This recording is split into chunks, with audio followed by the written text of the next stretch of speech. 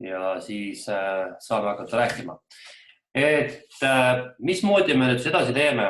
Mul oligi see esimene nädal oli selline väga suur segadus kogu meie selle õpetamise ja koolitamise põhimõtetega üldse ülikoolis.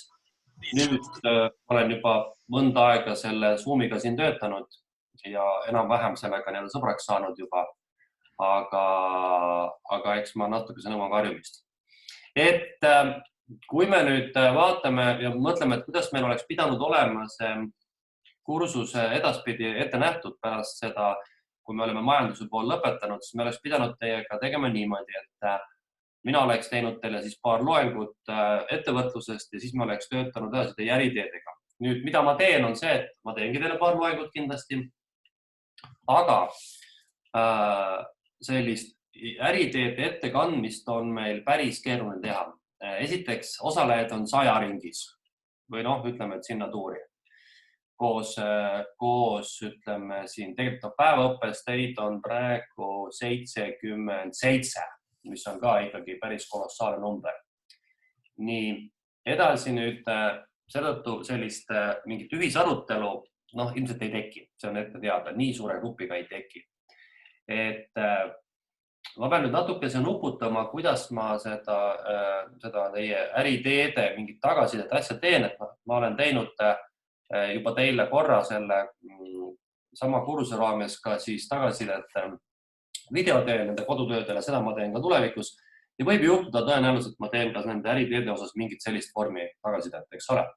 Nüüd, kui ma vaatan meie ajagraafikut, siis ma märkisin teile niimoodi, et teil on, eks ole, kodutöö number 2 peaks olema nüüd ka juba vist esitatud. Ma vaatan, mul on siin paar tööd veel hindamata. Ma teen selle kohta ka ühe tagasiside. Sotsiaaltöögrupil läheb selleks aega veel, et ma siin nüüd vaatangi ühel päeval, annan teile siis video tagasisidet selle kodutöö number 2 ka. Edasi, äriteede üleslaadimine oli siis kõikidele praegu tähtaeg 15. aprill.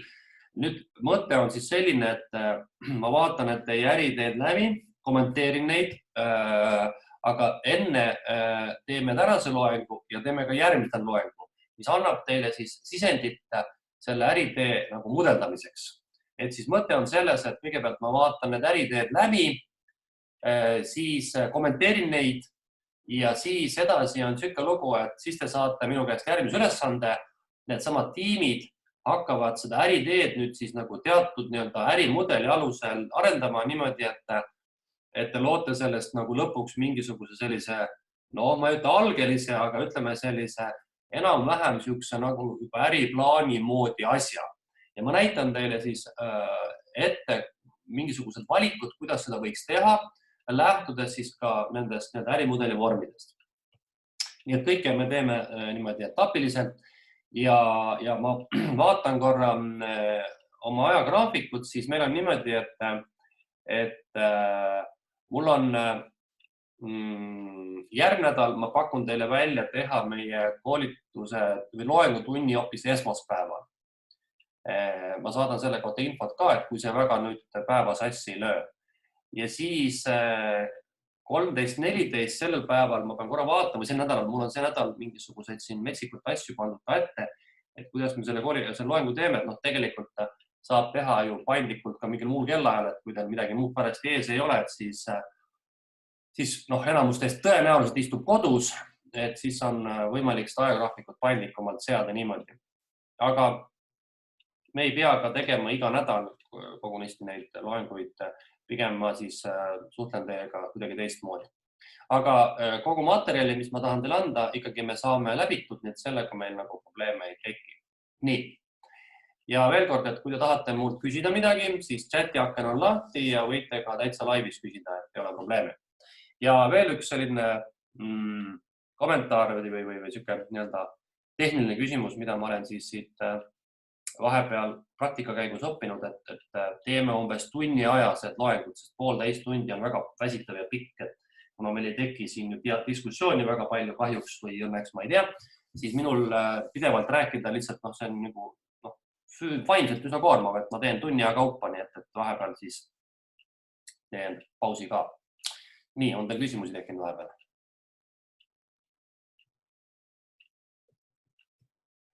Ei ole, meid tuleb tasapisi kogu aeg siin juurde. No tore. Nüüd täna, mis ma teile tahan rääkida?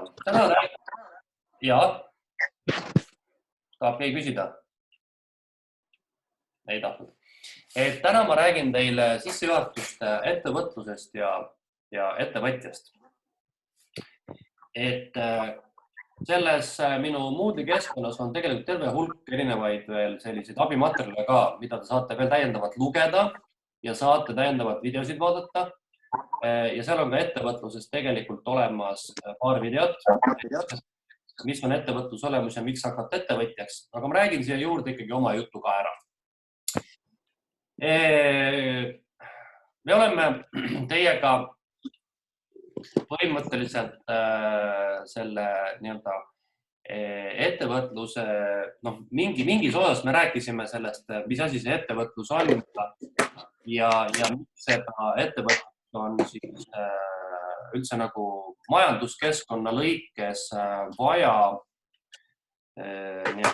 rakendada või mis ta tähtsus on, aga kordame just korra üle, et majanduse kontekstis meil on siis jagatud ühiskond niimoodi, et vastavalt tulude-kulude ringkäigule oli majanduses 3 olulist osapoolt, et eks ole, eramajapidamised, ettevõtted ja siis riik. Ja me rääkisime ka sellest, eks ole, et liberaalse turumajanduse tingimustes on meil ühiskonnad otsustanud sedamoodi, et nad siis usaldavad suuremal või vähemal määral mingi osa nendest hüvedest, mida ühiskond vajab, erasektori kätte ja midagi siis teeb ka riik ja midagi teevad siis ettevõtted ja riik käsikäes. Ja miks riigid ettevõtlust kõige rohkem või üldse nagu soosivad? Seal on nagu mitu põhjust, et üks põhjus on loomulikult see, et tõepoolest riik ei suuda, ei taha ja võib-olla ka ei ole võimalik kõiki ühiskonnas vajaminevaid tooted, teenused ehk kogu nõudlust ise rahuldada. Ja elu on näidanud, et sellised riigipoolsed plaanimajanduslikud või riigiettevõtted võivad teha seda ääretult ebaefektiivselt ja nad ei suuda olla nii paindlikud, nad ei suuda nii kiiresti reageerida majanduse muutustele. Kuigi paradoksaalse kombel võib-olla täna on meil olukord vastupidine, kus pigem riik on see, kes suudab paremini, kiiremini ja efektiivsemalt reageerida. Aga ütleme, et kriisid tavaliselt ei kesta ülipikalt ja isegi kriisioludes täna ju riik ei hakka kõiki tooted teenuseid osutama, ta ei hakka pidama toidupoodisid, ta ei hakka, ütleme, et telekommunikatsiooniga internetti ise pakkuma. Ta võib olla mingis mõttes strateegiline osanik ettevõtetes. Näiteks praegu käivad arutelud selle üle, et mingid ideed olid, et riik võiks omandada mingis osas osaluse sellistes elutähtsates eraettevõtetes nagu ehitusettevõtted, Tallink, sideettevõtted, et tagada siis nende ettevõtete säilimine ja mittegi mingil juhul lasta neil ega pankrotti minna või siis nende majandusolukorda halvendada. Aga need on kõik ajutised meetmed ja ajutiselt riik võibki tulla ettevõtetele appi, aga pikas perspektiivis me oleme teiega sellises pikas ajastus, kus me eeldame, et turg ise reguleerib iseennast ja ettevõtlus on siis see vorm, mis siis nagu võiks kõige paremini seda turu reageeringut siis nagu enda kanda võtta või siis tegelikult nagu see nõudluse ja pakkumise ja reageerimine peakski käima kõige paremini just nimelt läbi siis turu sellise käitumise, kus siis on hulk eraettevõtjaid, keda kannustab siis soov isiklikku kasu saada või midagi muud teha ja nad siis läbi selle pakuvad siis neile neid tooted teenuseid, mida ühiskond sel hetkel kõige rohkem vajab, eks ole. Nüüd puht pragmaatiliselt on peale selle, et ettevõtted osutavad tooted teenuseid ja tagavad ühiskonnas siis mingite vajalike hüvede rahuldamise, on riigi seisukohast ettevõtetel ka selline väga tähtis roll, et ettevõtted on ainukene siis osapooli nende sellest kolmesest jaotusest ühiskonnas, kes toodab riigile tulu, ehk siis ta loob maksutulu. On selge, et meie üksikisikutena, kui me oleme palgatöölised, siis meie ei saa toota mingit lisaväärtust, me ei saa maksusid maksta, kui meil ei ole tööd. Ja selleks, et meil tööd oleks, selleks on vaja ettevõtlust. Ja ettevõtlus on siis see, kes loob töökohti, kes loob väärtust ja läbi nende väärtuse loome ja läbi töökohtade tekitataksegi riigile maksutulu, et riik saab üldse eksisteerida. Loomulikult on ka riigil võimalik olla ettevõtja, nagu me oleme rääkinud, aga nagu jälle tuleme taas selle juurde, et riik ei pruugi olla kõige parem ettevõtja või kõige parem omanik ettevõtetele. Ja seetõttu siis maksutulu mõttes ja ühiskonna rikkuse mõttes on ettevõtted ainukene sektor, kes loobki seda väärtust, mida me saame siin ümber jagada ja millest siis enam-vähem kõik see, mis me ümber toimub, teed, tänavad, julgeolek, meditsiinharidus saab üldse nagu toidetud. Nii et tegelikult võiks öelda niimoodi, et mida rikkamad on ettevõtjad, seda rikkam on riik. Sest riiki ilma ettevõtjateta olla ei saa.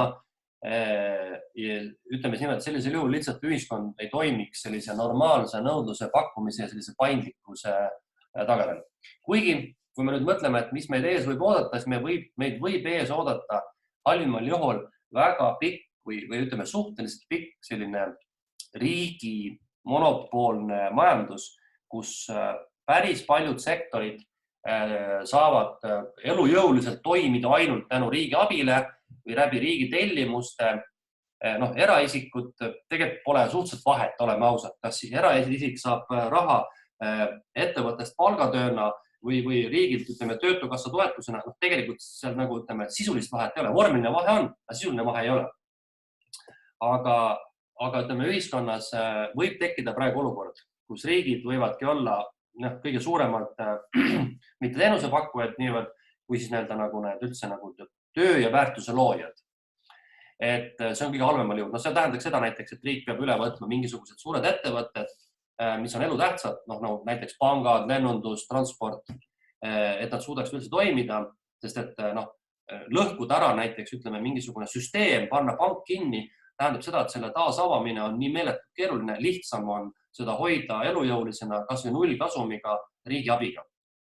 Nii et me võime näha tõenäoliselt mingil ajal sellist momenti, kus ettevõtlus justkui pealtnäha toimib nagu ikka edasi, et poed on ja ärid on, aga nende taga ei ole ainult eraomandus ja võib-olla need ettevõtted juhitakse hoopis teistsuguste printsiipide alusel. Et neid stsenaariume, mis juhtuma hakkab, võib väga palju, aga ärme sellele praegu väga keskendu. Nii et siis ettevõtjad ja ettevõtted käsitletakse kui siis sellist väärtuse loojat, maksutulu toojat ja siis sellist sektorit, kes siis toodab ühiskonnas neid vajalikke asju, mida me siis tahaksime teie käest osta. Ja inimeste jaoks tähendab ettevõtte eelkõige seda, et ta on koht, kellele siis me müüme oma ressurssi, mäletatavasti need on meie oskused, meie teadmised, eks me töötame seal palgatöötajatena ja siis peale selle ettevõtjad võivad osta meie käest ka näiteks, ütleme, rentida maad või mingit muud toodet-teenust ka veel. Et kui me mõtleme korraks selle peale, eks ole, et kui palju meil on Eestis näiteks üldse ettevõtteid, siis Eestis on täna miskisugune ligilähedaselt, võtame Statistikaameti lahti, vaatame korra järgi. Ma seda suurusjärku tean, aga ma siis vaatame siis nüüd, otsime selle koos üles, et võtame siit Statistikaametist, et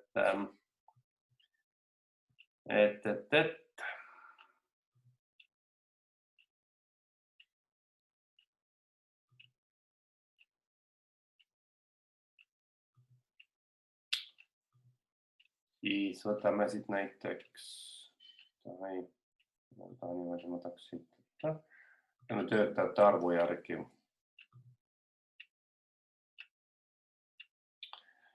Et me saame siit näha näiteks, et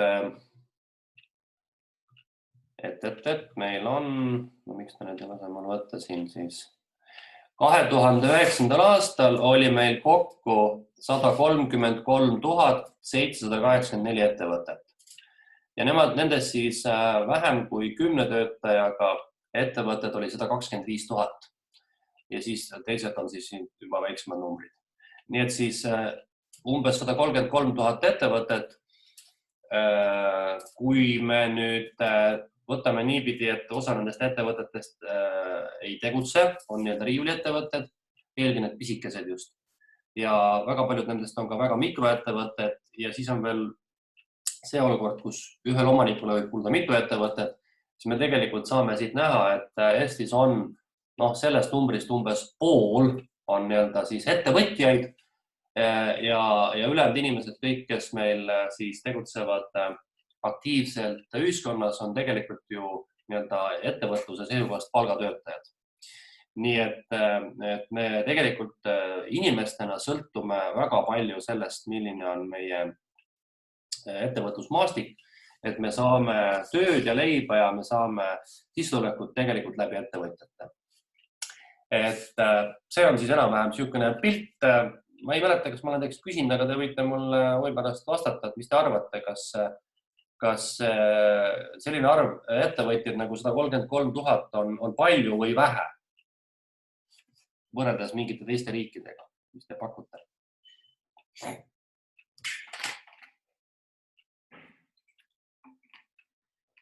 Palju pigem arvu, Elina, jah? No, kas keegi veel pakub midagi?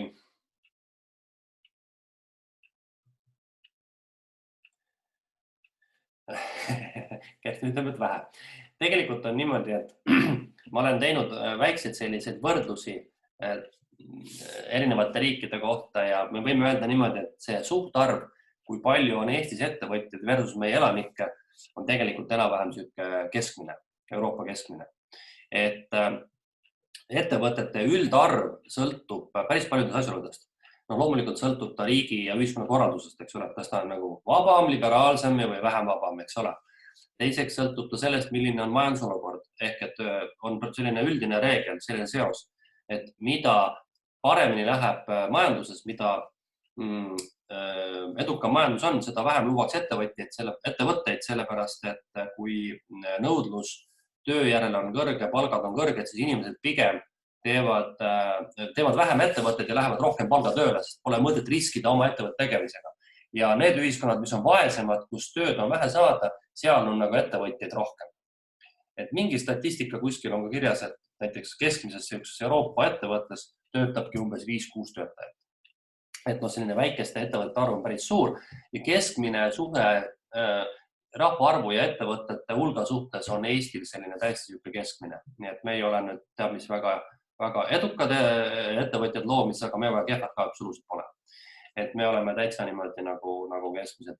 Ja kui vaadata seda arvu siit, eks ole, et kuidas see arv on siin liikunud, siis ta on ikkagi nagu tohutult olnud kohe kasvutrendis ja sisuliselt siin erilist nagu langust pole olnud märgata.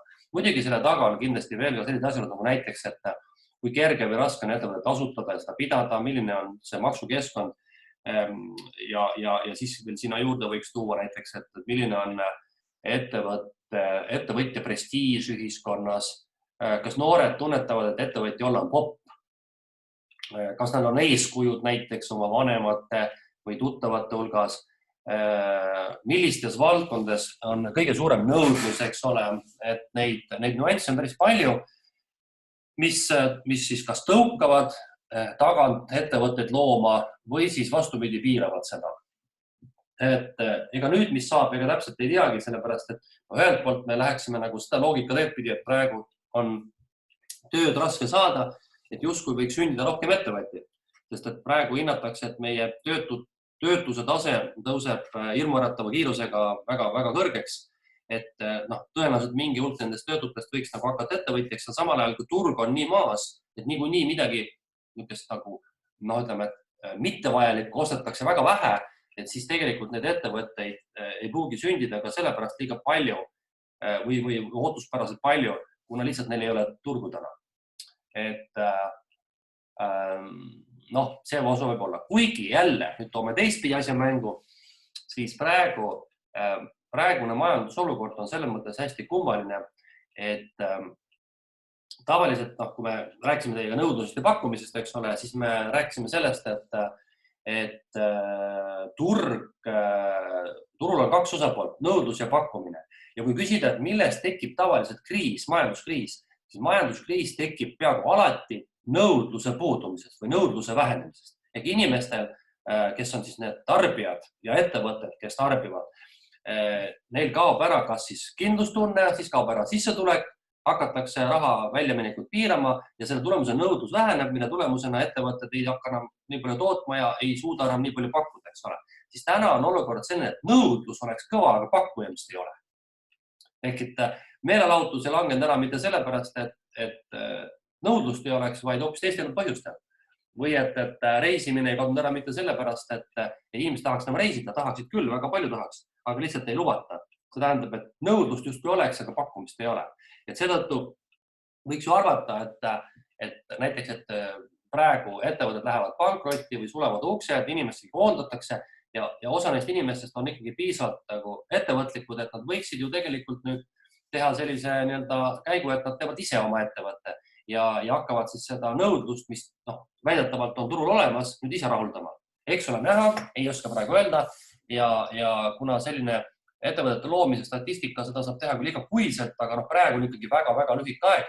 Ma arvan, et me võiksime teha mingit järeldusi näiteks suve lõpul või isegi aasta lõpul, et näha, mis on juhtunud. Praegu on ikkagi liiga lühike aeg, sest ettevõtjaks ikkagi nagu alati ei sünnita niimoodi, hetkega, päevaga. Et sul peab olema ikkagi mingi taust. Et kui praegu näiteks töötute arv kasvab lähima 6 aja jooksul, siis on ju selge, et nendest töötutest, kes töötud jäävad, ei hakka kohe väga paljud ettevõtjaks. Esiteks pole turgu, teiseks kõik ei ole kindlasti ka ettevõtlikud ja paljud tahavad lihtsalt võib-olla puhata või on lihtsalt nii šokis, et ei oska mitte midagi peale hakata, ega seda ei oska öelda praegu. See on siis see ettevõtlusmaastik meil ja praegu. Nüüd läheks seda küsimust edasi, et mis asi üldse on ettevõte? Et kuidas me võiksime kirjeldada, mis asi on ettevõte? Et see on tegelikult, ütleme, et seda saab defineerida ju väga mitmel moel. Et kõigepealt võiks defineerida ettevõtet umbes sellisel moel, et see on üks juriidiline vorm inimesele, kes soovib tegutseda mingis valdkonnas ja kui me vaatame näiteks äriseadustikku, ma ei tea, kas te olete äriseadustikku lugenud, siis võtame äriseadustikku ja saame kohe vaadata, mida ütleb meile äriseadustik. Ma jällegi peast enam tean, aga me võime kohe vaadata, et äriseadustikku kohe alguses on ära öeldud, et mis on siin ettevõtja. Et ettevõtja on füüsiline isik, kes pakub oma nimel kaupu ja teenuseid ja kaupade ja teenuste osutamine on talle püsivaks tegevuseks. Ja siit tulenebki välja, et mis asi on siis, eks ole, ettevõte. Ehk ettevõte on see äriühing, mille alt ettevõtja, inimene, kes soovib samu kaupu ja teenuseid pakkuda, hakkab seda tegema. Äriühing on siis teatud juriidiline isik, kellegi koliseb inimestel taga. Keegi väga kõvasti kolistab. Et see on, eks ole, siis äriühing, mida siis Eestis siis defineeritakse või liigitakse järgmiselt, et äriühingud on meil täisühing, usaldusühing, osaühing, aktsiaselts ja tulundusühistu. Ja peale selle on siis ka eraldi füüsilisest isikust ettevõtja, kes siis on ka defineeritud ettevõtjaks. Et need on siis Eestis nii-öelda nagu äriühingu liigid. Esimene vastus küsimusele, mis asi on ettevõte, siis me võime öelda, et ettevõte on üks isikutest ühiskonnas ehk juriidiline isik, mis siis on loodud vastavalt seaduse ette nähtud vormi alusel ja mis tegutseb siis selleks, et pakkuda mingi kaupu teenuseid ja siit tuleneb siis üks selline oluline termin, et mis on siis tema eesmärk. Siis me võime öelda, et ettevõtte eesmärk on teenida kasumit. See on muidugi nüüd ütleme selline makromajanduslik kõige üldisem printsiip, aga me kohe vaatame teiega ka sellepärast, et mis tegelikult veel on motivaatorid, miks üldse ettevõtet luuakse.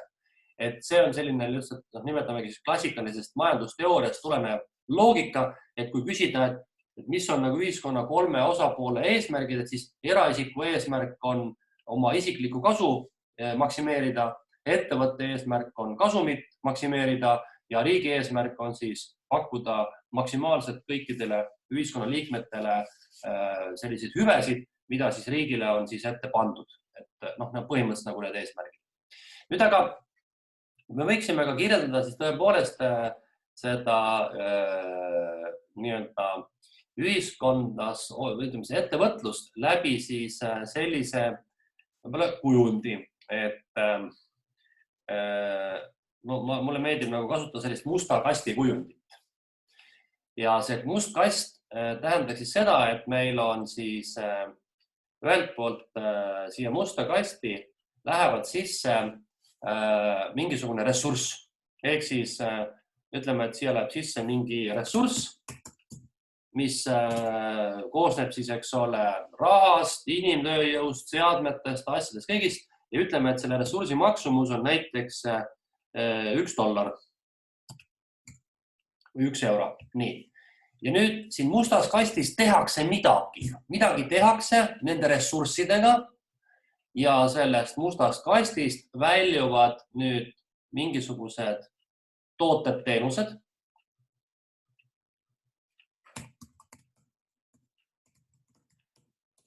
Mis maksavad näiteks €2.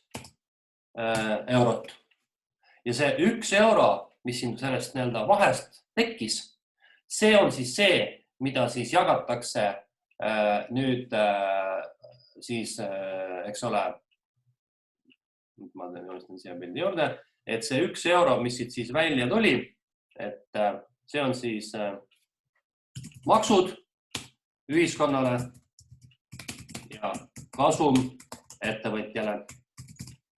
Et see on siis see lisandväärtus, mis siin tekib. Nii et hästi primitiivselt me võiksime öelda, et ettevõte näeb välja siis selline. Et see must kast on ettevõte, kus toimub mingisugune väärtuse loomine. Nii et ressursikulu ja sellest väljuva hüvekulu on erinevad ja see vaheväärtus, mis luuakse, seda väärtust saab siis jagada siis maksude näol ja kasumettevõtjale. Põhimõtteliselt umbes niimoodi me võiksime kujutada siis ette, mis asi on ettevõte. Ja see, millega see ettevõte siin siis tegeleb, et millega ta seda siis, seda väärtust loob, et see nüüd sõltubki siis väga paljudest asjaoludest, et mis valdkonnas ta tegutseb, kas teda kannustab mingisugune selle ettevõtja enda mingisugune isiklik ambitsioon, on siin mingisugune laiem ühiskondlik pilt taga, see on juba nagu siis vastavalt, eks ole, turule. Ja see väärtuse loomine sõltubki sellest, et sellest turu vabadusastmest või turuliberaalsusastmest, et kui turg on piisavalt liberaalne, siis luuakse siin sellist väärtust, mille eest turg on nõus midagi maksma ja kohe, kui see nõudlus kukub, siis kas ettevõte paneb ukse kinni või ta hakkab siis pakkuma mingit teist toodet teenust ehk looma mingit teist väärtust, mida ühiskonnas siis kõige rohkem vaja on. Kogu see maailmamaastik, kogu maailma ettevõtlusmaastik kõige laiemas mõttes jaguneb enam-vähem nii, nagu ta on ka Eestis. Ehk siis veel kord, et ühelt poolt on ettevõtted eristuvad üksteisest suurusosas. See tähendab, et on olemas väga suuri ettevõtteid. Eestis me võime rääkida, et kõige suuremad ettevõtted, seal võib töötada kuskil, ütleme seal 5000 töötajat või midagi taolist, umbes midagi taolist. Maailma mastaabis me vist teiega rääkisime või rääkinud, et maailma suurimas ettevõttes Walmartis töötab umbes 2,5 miljonit inimest, eks ole. Ja ütleme, maailmas ikkagi suured ettevõtted on need, kus töötab vähemalt 100 000 töötajaid ja sellised ettevõtted on maailmas väga palju. Aga igas ühiskonnas on selliste ettevõtete hulk tavaliselt suhteliselt väike. Et see ei ole päris niimoodi nüüd, et umbes, et Ameerikas ongi hästi palju suured ettevõtted ja hästi vähe väikeseid, vaid tegelikult see üldine printsiip on alati selline, et 89% kõikidest ettevõtetest, mis tegutseb mingis riigis, on alati väikeettevõtted. Väikeettevõtted, me saame liigitada neid tavaliselt töötajate arvu alusel, näiteks alaselt 5 töötajat või midagi taolist, eks ole. Ja samamoodi on ka igas ühiskonnas olemas siis selliseid ettevõtteid, äriühinguid, mis siis on loodud eraisikute poolt ja mis on siis loodud riigi poolt. Et riik, omanik, riik, ettevõtja ei ole mingi unikaalne nähtus. Eestis me teame, et meil on ka hulk riigi ettevõtteid nagu Eesti Energia või Tallinna Sadam või siin, ma ei tea, Eesti Post, eks ole. Maailmas on täpselt samamoodi, et me rääkisime sellest riigi rollist majanduses ja me võimegi öelda, et on mingid valdkonnad, mis mingil põhjusel kuuluvad riigile. Tavaliselt see energeetikasektor, no mis veel, transpordisektor, logistikasektor, ka pangandussektor. Need võivad olla sellised valdkonnad, mis kuuluvad suuremal või vähemal määral riigi siis omandusse või riigi kontrolli alla. Ja igas ühiskonnas võib see osakaal olla pisut erinev või need valdkonnad võivad erinevad, aga ütleme niimoodi, et selles mõttes ka ei erine Eesti paljudest teistest riikidest, et meil on samamoodi olemas väikeseid, suuri, on riigile kuuluvad ettevõtteid, on siis, eks ole, erakapitalile kuuluvad ettevõtteid. Et see nagu jaotus on enam-vähem sama. Mis on see ettevõtjate, ja mis veel on, ütleme, eripära, jah, et mis ettevõtted veel nagu tegelikult ühiskonnas on see, et on olemas ettevõtted, mis on suunatud ainult siseturule, ehk siis sellised nagu igapäevateenused, näiteks ma ei tea, iluteenused, raamatupidamisteenused, noh, ma ei tea, kõik mis iganes, väikesed toidupoed, väiksed kohvikud, need on kõik tavaliselt sellised ettevõtted, mis on oma turuks arvestanud selle kohaliku riigi. Ja nii on ta Eestis, nii on ta mujal maailmas. Siis järgmise etapi moodustavad sellised ettevõtted, mida võiks nimetada juba nagu siis rahvusvaheliseks. Ehk siis need on siis sellised ettevõtted, mis tegutsevad rohkem kui ühel turul. No näiteks Eesti kontekstis, et on Eesti ettevõte, mis on ennast üles ehitanud Eestis, Lätis ja Leedus näiteks või Eestis ja Soomes. Ja siis on olemas kolmas kategooria ettevõtteid, mida võiks nimetada siis multinatsionaalseteks või globaalseteks ettevõteteks. Ja need on siis sellised ettevõtted, mis tegutsevad üle kontinentide juba lausa. Ehk siis nad on esindatud mitte ainult naaberriikides, vaid ettevõtted, mis tegutsevad kas siis erineval maailmajaol või suisa siis ka globaalselt. Et maailmas on päris palju selliseid ettevõtteid, mis tegutsevad või millele tooted, teenused on võimalik osta sisuliselt kõikides maailma riikides. Noh, võtame nagu toote järgi, siis Coca-Colat saab osta põhimõtteliselt igal pool peale Põhja-Korea. Vanasti olnud Kuubal ka müügil, aga nüüd vist Kuubal on ka juba müügil, eks ole. Kiirtoidufirmad, McDonald'sid ja muud sellised frantsiisi ettevõtted on esindatud sisuliselt, noh, ma ei ütle, et päris kõikides riikides, aga peaaegu enamuses, mis on enam-vähem aktsepteeritavad. Ma kunagi külastasin aastaid tagasi Saksamaal ühte pisikest linna, Kostlar on selle linna nimi, kus asub ühe vaatamisväärsena siis perekond Siemensite kunagine kodumaja. Süüke vana, süüke suitsutareke umbes, süüke, noh, mitte päris süükene aidamoodi maja nagu Eesti Vabamuuseumis, aga liigi lähedaselt selline. Ja seal majast on siis, seal majas on sündinud Siemensite perekond. Nüüd meile räägiti pikk lugu seal ja tuleb välja siis, et Siemens on üks sellise ettevõtteid, mis muulgas kuulub ka perele, ta on pereettevõte, aga ta on esindatud 196 riigis üle maailma, mis tähendab, et need on põhimõtteliselt olemas esindatud absoluutselt kõikides riikides, mis maailmas tuleb riigina kõne alla. Nii et ka see võib olla üks selline nii-öelda nagu oluline ettevõtluse jaotus. Nüüd, kuidas me veel saame ettevõtteid defineerida? Et ma räägin sellest teemast teile praegu niimoodi ülevaatlikult, aga kui me jõuame teiega osadega teist sellisele kursusele nagu ettevõtluse põhikursus, me käsitleme neid teemasid pisut pikemalt, aga põhimõtteliselt on olemas ettevõtted, mida saab liigitada nende siis tegevuse eripära tõttu. Ja selline üks liigitusalus näeb ettegi just seda, et mitte isegi ettevõtlusvormi ega turu mõttes, aga lähtudes selle ettevõtluse sellisest väga olulist eripärast. Ja siia hulka hakkavad kuuluma siis sellised ettevõtted. Ma hakkan need siin nüüd siis laduma niimoodi erineva sellise, mitte nüüd hierarhilise ega tähestikus järjekorras, aga nii nagu meil tuleb. Et näiteks on olemas meil eraldi sotsiaalsed ettevõtted või sotsiaalne ettevõtlus. Siis on olemas immigrant ettevõtlus, maaettevõtlus, startup ettevõtlus, siis on olemas spin-off ettevõtlus, siis on olemas akadeemiline ettevõtlus, siis on olemas naisettevõtlus, siis tuuakse välja, on pereettevõtlus.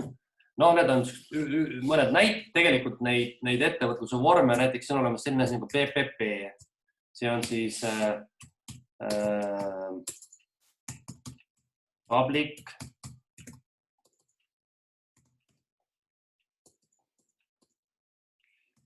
private partnership ehk siis selline asi. Ja neid vorme ja viise võib olla veel teisigi. Et see on nagu üks näide, kuidas ettevõtted oma sisult ja oma nagu fookuselt ka veel tegelikult erinevad. Nii et ettevõtlusmaastik on ääretult kirju. Suured, väikesed, eraettevõtted, riigile kuuluvad ettevõtted, mis keskenduvad näiteks sotsiaalsele mingisuguse probleemi lahendamisele, ettevõtted, mis tegutsevad põhimõtteliselt nagu maal, ettevõtted, mida nimetatakse pereettevõtluseks. Nendest asjadest me selle kursuse raames teiega pikalt ei räägi, aga põhimõtteliselt nagu ülevaade ja vahemärkusena. Teil on ka olemas tegelikult Moodle'is materjalid, kus te saate ise täpselt vaadata, kelle selle vastu täpselt huvi on. Aga see näitab meile seda ettevõtlusmaastiku väga-väga kirevat pilti, mismoodi see ettevõtlus üldse meil siis tegelikult nagu toimetanud on. Nüüd, kuidas ettevõtlus on aja jooksul arenenud? Et ajalooliselt on tegelikult ettevõtlus kui tegutsemisvorm olnud üsna vana. Me võime rääkida siin ikka juba tuhandeid aastaid enne Kristust, millal loodi esimesed ettevõtted, mida võiks nimetada päriselt ettevõteteks. Ehk siis nad tegutsesid enam-vähem sama loogika alusel. Oli mingi grupp investoreid, tollal neid niimoodi nimetada, aga ütleme, et investoreid, kes siis panid kokku rahad või ressursid. Nendel investoritel oli mingisugune eesmärk, mida teha. Näiteks ütleme, et kaubavahetus, ütleme, et oli vaja näiteks tuua kaupu vanas Roomas, ütleme näiteks vana Rooma keisriik tõi kaupu Egiptusest, näiteks vilja, kõige rohkem tooma näite, vilja, veini, oliivõlisid, vahetati kaupu, ühesõnaga kaubavahetus käis. Seda kaubavahetust siis reguleerisid ja kontrollisid ettevõtted. Ja selle mõttes käis asi väga loogiliselt samamoodi, et olid olemas omanikud, olid olemas investorid, olid olemas juhid, olid olemas kaubad, kliendid, vahendid, ressursid, kõik kes samamoodi. Vahepeal tuli siit Eevale küsimus, et mis eripära on naisettevõtlusel. Tegelikult see on üks huvitav fakt, või huvitav nüanss, et naisettevõtlus tähendab seda, et see ettevõtlusvorm on peamiselt omane naistele. Et seal võivad, kuigi ei pruugi alati olla omanikud naised, seal töötavad naised ja need tooted, teenused on tihtipeale ka suunatud rohkem naistele. Ehk siis ütleme nii, et on olemas mingid tegevusvaldkonnad, mis on rohkem nagu naiste pärusmaa. Näiteks iluteenused, eks ole, täitsa selgelt naiste pärusmaa. Lasteaia kasvatuse, lasteaia õpetajad on hästi palju selline naiste pärusmaa. Tihtipeale rõivaste õmblemine, käsitöö, hästi palju naiste pärusmaa. Ma ei tea, võib-olla siis paljud sellised ka või päris mitmed sellised mingid pere- ja maapiirkonna ettevõtlusvormid, naiste pärusmaa, eks ole. Kui te vaatate näiteks Facebooki, kus teie tuttavad midagi müüvad, siis kui te vaatate seal, et keegi teeb mingi käsitööd, siis ma ei ole näinud seal peaaegu mitte kunagi ühtegi meesterahvast, kes mingisuguseid lastepappusid või mingisuguseid selliseid käsitööehteid toodab. Need on ülivähe, eks ole. Mina näiteks töötasin eelmisel kümnendil või nüüd juba üle-eelmisel kümnendil paar aastat näiteks naiste hügieenitootjad läheks naisettevõtte alla. Vaata, see on niimoodi, et kui selles ettevõttes töötaksid enamalt jaolt naised ja see on nagu selline, ongi nagu rohkem feminiinne ka seltskond ettevõte, siis me nimetame naisettevõtluseks. Kui on näiteks, ütleme, mina teen kosmeetikafirma, mina olen seal mees ja mul töötavad mehed, aga ma toodan naiste tooted, siis see ei ole naisettevõtlus. Et pigem see on nagu rohkem, et seal omanikud on naised ja töötajad on naised. Et see on nagu peamiselt. ja ikkagi ütleme, et naisettevõtlus võib toota toodet ka meestele. Aga ma toon näite naisettevõtlusest, mitte väga konkreetselt ja üks akadeemilises vormis, aga mina töötasin reisibüroos ja reisibürood ja reisiäri on hästi palju naiste keskne. Seal on enamus reisikonsultante on naised, ettevõtete juhid on väga tihti naised, töötajad on naised, kui kliendid võivad olla kes iganes, eks ole. Nii et see naisettevõtlus ei ole kuidagi defineeritud niimoodi mingi tohutu mingisuguse filosoofia alusel või mingi reegel, et nii on, aga eristataksegi selliseid valdkondi, mis on rohkem naiste pärusmaa, et kui naised hakkaksid ettevõtteid looma, et siis nad pigem loovad rohkem sellist liiki ettevõtteid, mida siis tavaliselt naisettevõtluse alla kõige suuremate näidetena tuuakse, et see on siis naisettevõtluse pool. Aga tagasi ajalukku, et ühesõnaga jah, et ettevõtted olid juba olemas enne Kristust. Ja valdav aeg ju tegelikult kogu tänasest maailmast olid ettevõtted sellised, nagu me võime nimetada neid ka teatud mõttes vanakooli ettevõtted. Et vanakooli ettevõte on selline ettevõte, mis pakub igapäevaseid tooted, teenuseid. Seda tehakse siis tavaliselt harjumuspärasel viisil. Vanakooli ettevõtted, ma panen selle sõna jutumärkidesse, või traditsioonilised ettevõtted on need ettevõtted, mis on tegutsenud siiamaani ja tegutsevad ka tulevikus, aga mida iseloomustab see, et nad on sellistes traditsioonilistes valdkondades. Ehitusfirmad, pangandus, jaekaubandus, kohvikud, käsitöö, kõik need on traditsioonilised ettevõtted. Nüüd neile vastandub tänapäeval siis tugevalt startup ettevõtlus. Et mis see nagu vahe on? Vahe on selles, et startup ettevõtte oma olemuselt püüab teha ikkagi sama asja, mis ettevõtlus. On olemas kliendid, on olemas tooted, teenused, olemas nõudlus ja midagi tehakse. Aga eristub see viis ja vorm, kuidas tehakse. Ja see filosoofia, kuidas ärid on üles ehitatud, on ka ikkagi tihtipeale palju erinevad. Et kui mõelda, mis see vahe on startup ettevõttel ja siis sellel tavalisel ettevõttel, siis see vahe on selles, et tavaline ettevõte tavaliselt ehitaks üles nagu samm-sammu haaval. Kõigepealt on pisikene firma, siis ta hakkab vaikselt kasvama, üks müügiesindus, teine müügiesindus, kolmas müügiesindus. Vahel jääb see ettevõte pidamagi ainult väga kitsasse geograafilisse piirkonda, vahel laieneb, eks ole ju. Võtame maailma suurem ettevõte, näiteks Walmart on ilmselgelt klassikaline traditsiooniline ettevõte. Ta on kasvanud aastakümnete pikkuse perioodi jooksul ja tema kasvul on teatud piirid, füüsilised piirid olemas. Lihtsalt ta ei saa kasvada nagu ülemaailmseks, see on liiga kallis tihtipeale. Ja enamus traditsioonilisi ettevõtteid tegutsevad välja kujunenud ja tavaks saanud valdkondades, kus uue ettevõtte loomine ei too välja mingit uudset, mingit tohutut fenomenaalset nagu äriloogikatega ega ei hakata tihtipeale ka maailma kolossaalselt muutma, vaid lihtsalt püütaks teha midagi paremini, midagi teisiti või rahuldada mingisuguse sellise kitsama sihtgrupi vajadusi. Ja ka ärilises mastaabis, et nende tavaettevõtete ühelt poolt riskid on madalamad, aga teiselt poolt on ka nende tulu palju madalam.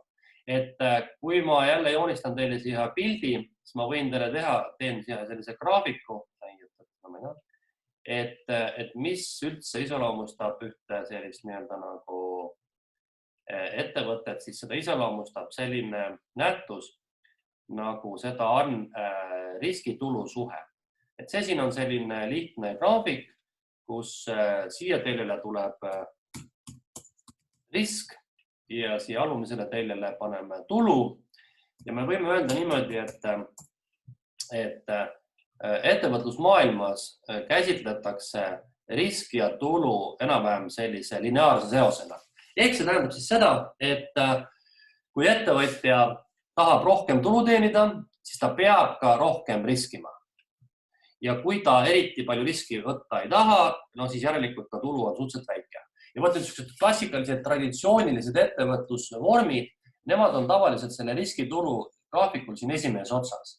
Ehk siis need ettevõtted ei kanna endas väga suur riske, näiteks teha uus toidupood, enamus teavad, mis see tähendab. Kui sa oled vähegi läbi mõelnud oma äriplaani, et sa tead, et selles piirkonnas on sellisele tootele või teenusele nõudlus olemas, siis ei ole nagu eriti ka, ütleme, et see altminemise võimalus on suhteliselt palju väiksem. Ja peale selle toidupoe puhul on selgelt tegemist meil ka igapäeva tooteteenusega, ehk siis sellise tooteteenuse järele on vajadus ka ajal nagu täna, eks ole. Aga võtame nüüd näiteks startup ettevõtted, siis startup ettevõtted istuvad riskitulu graafikul kuskil siin üleval. Ehk siis nad on väga seotud väga suure riskiga, aga kui nad õnnestuvad, siis nad toodavad ka väga kõrget tulu. Ja takk ei küsida.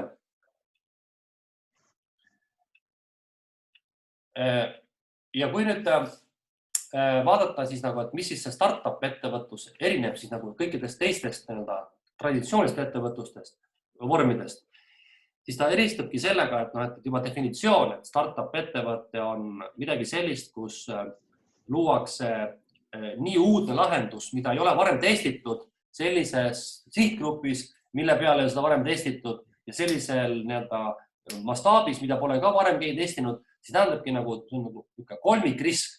Ehk siis keegi kunagi ütles väga hästi, et definitsioon, et mis asi on startup ettevõtted, et see on ettevõte, mis hakkab pakkuma lahendust, mida mitte keegi pole varem teinud, klientile, kellele pole keegi varem seda pakkunud ja viisil, mida pole mitte keegi varem teinud. Et see on selline nagu ääretult kõrge riskiga ja selle eripära ongi see, et selle riski positiivse stsenaariumi puhul, et see risk ei realiseeru, vaid asjad lähevad õnneks, siis ka see tulu, mis teenitakse, on nagu ääretult palju kõrgem. Nii et tänapäeva startup ettevõtet iseloomustab kõigepealt juba tema eos lähenemine, et ta läheneb asjadele palju riskantsemalt. Nüüd, miks pärast räägitakse sellest, et startup ettevõte peab kasvama, et tema eripära on siis selles, eks ole, et startup ettevõtted on üles ehitatud tihtipeale sellisele ärimudelile, kus toode või teenus on kas hästi väikese hinnaga või suusa tasuta. Ja nüüd tekib küsimus, et kuidas siis nagu sellises olukorras üldse tulu teenida, siis minnaksegi sedapidi, et võetakse aluseks asjaolu, et näiteks, eks ole, mingi tootel teenusel on potentsiaalselt maailmas 100 miljonit tarbijat, nendest 50 miljonit tahavad seda tasuta, aga 50 miljonit on uus maksma. Või siis ütleme, et see suhtarv on kuidagi teistmoodi. Ja mis tähendabki seda, et suur hulk inimesi justkui kasutab seda toodet teenust tasuta, aga mingi osa maksavad, aga kuna kasutajate arv on nii meeletult suur, siis see väike osa, kes sellest maksavad, katab ära kõik kulud. No näiteks nagu Facebook. Suure enamik inimesi kasutab Facebooki tasuta. Nüüd mina asja näiteks tegin seal kampaania, maksin 20 eurot selle eest. Aga sellised ettevõtted nagu mina, inimesi on seal kindlasti 10, 100 000, võib-olla miljoneid, kes teab. Et selle aja jooksul, kui suur hulk inimesi sinna mitte sentiga raha ei pane, on olemas teine päris suur hulk ettevõtjad, kes sinna siiski raha panevad. Või teine näide. Võtame näiteks Netflixi. Et ma ei tea, kas ma teiega olen seda vaadanud, aga me võime korra vaadata siis uuesti, et näiteks huvi pärast teada saada, milline on Netflixi majanduslik olukord. Netflix, vaatame, mis ta siin ütleb meil siis. Financial statement, nii detsember. Vaatame, mis ta siis ütleb meile.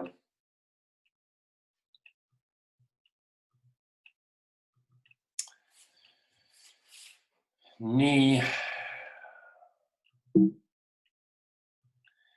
No, vaadake, siin on siis 12 kuu kogu seis. Ehk siis Netflixi käive on... Issand jumal, siit ma ei oska lugeda kohe seda. Mis ta teeb siis?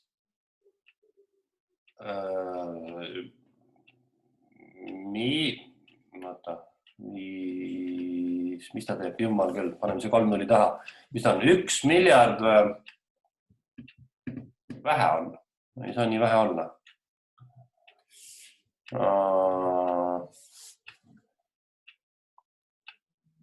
Kuulamus, vähe võitu on. 1 miljard ei saa olla, rohkem peab olema. Vaatame korra siin. See on 9 miljardit. Net income. Okei, see on puhas tulu, vabandust. Ja.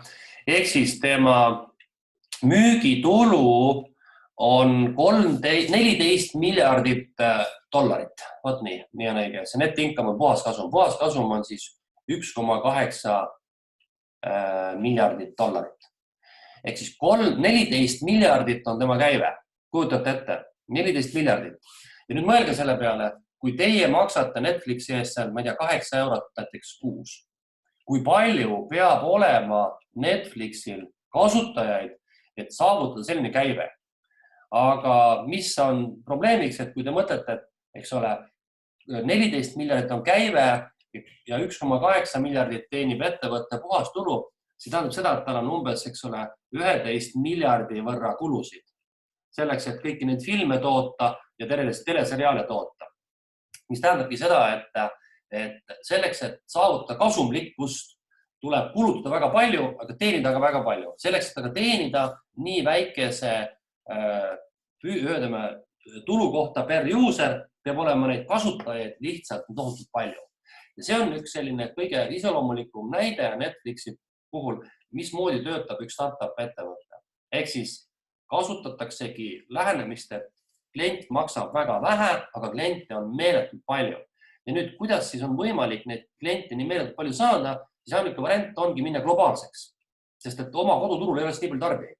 Ja see tähendabki seda, et startup ettevõtte tunnuseks ühelt poolt on see, et kogu aeg laienetakse, minnakse võimalikult suureks, et saavutadagi seda kriitilist piiri, mis hetkest hakkab selle ettevõtte siis nii-öelda see müügitulu ületama tema seda vajalikku kasumiläve.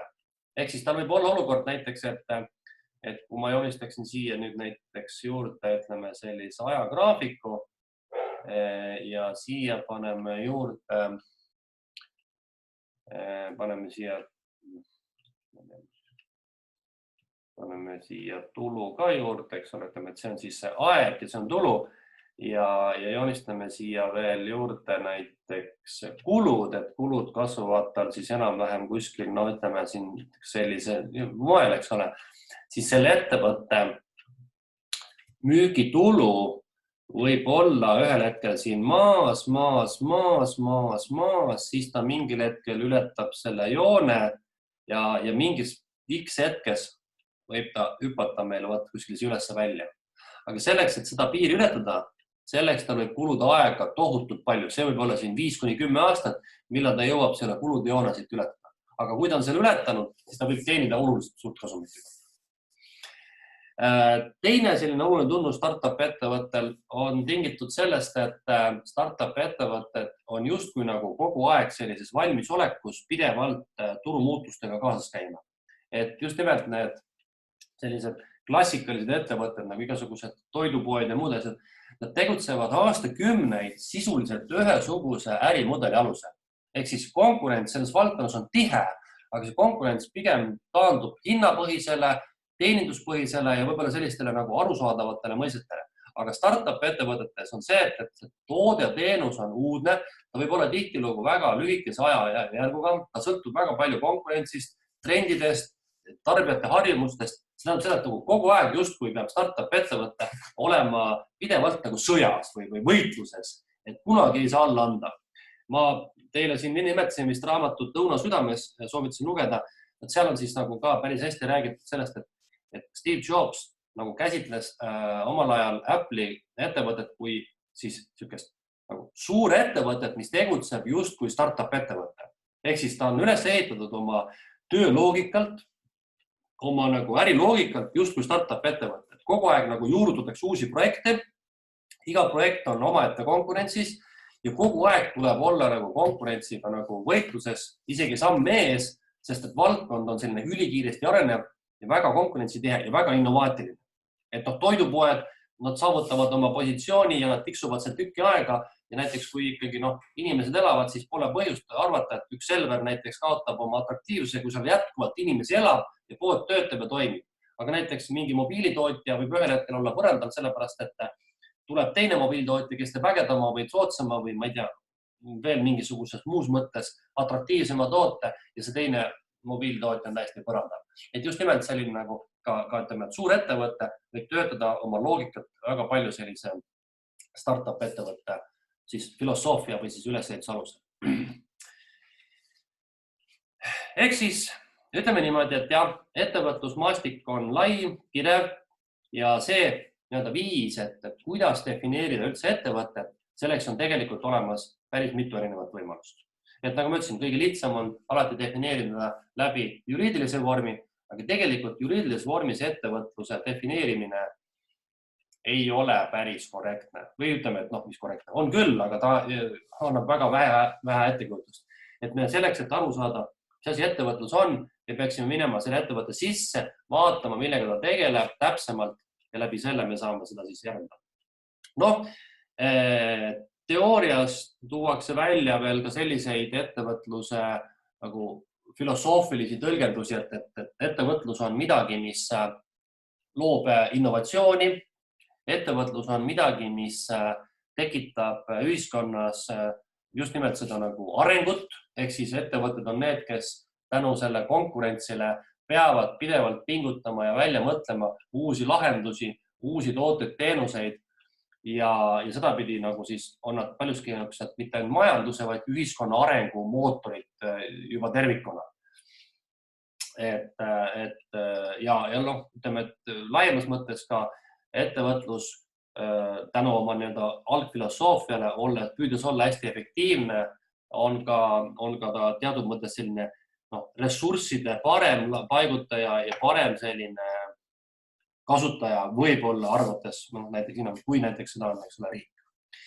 Nüüd ettevõtluse areng, seda me peame kindlasti vaatama käsikäes ka ühiskonna arenguga, et kui me räägime, et täna, üks variante või üks viise vaadata, et kuhu ettevõtlus on arenenud, ta on arenenud sellisest ajaloolisest, tava igapäeva tooted, teenused pakkuvate juriidiliste isikute pealt täna selliseks nagu startup ehk globaalseks, ülemaailmseks, sellised moodsad lahendusi pakkuvate ettevõtete selliseks nagu selliseks kommuuniks, siis teine väga suur väljakutse ettevõtete ees seisneb nende rollis ühiskonnas. Et ka see on laiem teema, mida võib-olla ettevõtluse baaskursusel nii palju ei jõua käsitleda, aga mõte on selles, et meil ettevõtjatel seisab üha rohkem ja rohkem ees selline küsimus, et milline on ettevõtja roll ja vastutus ühiskonna ees. Siis tulevadki mängu sellised mõisted nagu sotsiaalne ettevõtlus, vastutustundlik ettevõtlus, jätkusuutlik ettevõtlus, kõik sellised mõisted, mille siis lihtne selgitus ongi see, et hinnanguliselt ikkagi, kuna ettevõtlus muutub üha dominantsemaks meie ühiskonnas, riigid ja ühiskonnad sõltuvad tihtipeale väga palju ettevõtetest, tehakse väga palju soodustusi selleks, et ettevõte saaks tegutseda, siis justkui, ja see on tõsi, et nad peavad midagi tagasi andma või nad peavad arvestama, et nende tähtsus ja roll ühiskonnas on palju suurem, kui nad ise oskavad seda ette kujutada.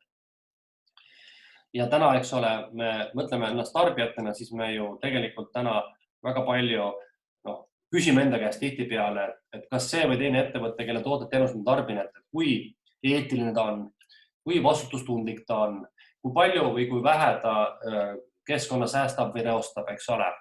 Ja ettevõtted on sellest ammu aru saanud, ehk siis sellised nagu tegutsemispõhimõtted, eetilised printsiibid, ka tehnoloogia saastamine on muutunud nii oluliselt, et ettevõtted ise peavad seda ka teada andma, et kui vähe või palju nad siis sellise teemadega ja küsimustega üldse tegelevad. Pluss siis veel see, et väga paljud ettevõtted annavad ju ühiskond tagasi läbi sponsorluse, nad panustavad ühiskonda läbi spordi, kultuuri, et see kõik on hästi-hästi lai teema ja me peame seda tegelikult täiesti normaalseks, kuigi tegelikult see ei ole mingisugune nüüd kogu aeg niimoodi olnud, et ettevõtja võiks justkui tunnetada, et tal on mingi vastutus ühiskonnas laiema toimimise eest. Et see on ka ikkagi pigem ütleks uuema aja trend, sest et vanasti ettevõtjal oli ükskõik, mis tema tegevuse tulemuseni järgi jäi. Tähtis, et oma kasumi teenis ja ta püüdis seda teha mis tahes hinnaga. Kõik orjanduslik kord, kõik see on tegelikult ettevõtete poolt tekitatud selleks, et nad saaksid odavat tööjõudu ja ega kogu see kolonialism ja selline saastav majandus on ju tegelikult kõik ettevõtjate tegevuse tulemusena tekkinud ja seetõttu, kui me täna peame seda teemat väga normaalseks ja mõistlikuks ja täiesti enesestmõistvaks, et sellist asjast räägitakse ja ettevõtjad peavad sellest vastutust kandma, siis ei ole justkui nagu mingisugune väga selline uus ja uudne teema. Vot niimoodi, et see on siis nagu olemuslikult, et mis asi on siis see ettevõte ja mis asi on see ettevõte kui üldiselt selline. Ja noh, ma ütlesin veel kord, et me tegelikult selle kursuse raames ei räägigi mitte nii palju sellest erinevatest ettevõtlusvormidest, et selleks on meil olemas eraldi kursus. Aga kes nüüd tõesti soovib, eks ole, siis ta tegelikult saab selle kohta ka siis juurde lugeda ja täpsemalt uurida. Vot nii, et see on siis see, mis puudutab siis meil praegu ettevõtluse üldist filosoofiat. Tahate küsida vahepeal midagi, kommenteerida?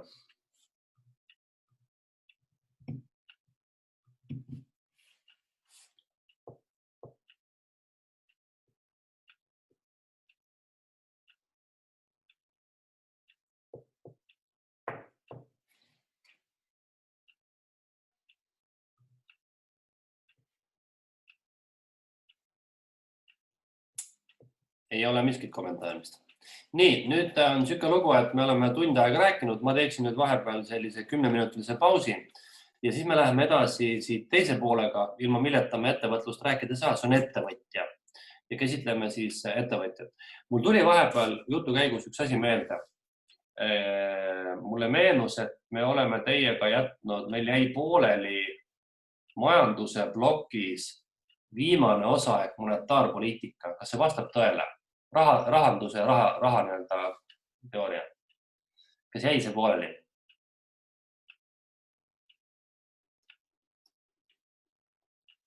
Vastab keegi mulle nüüd? Jäi küll, jah.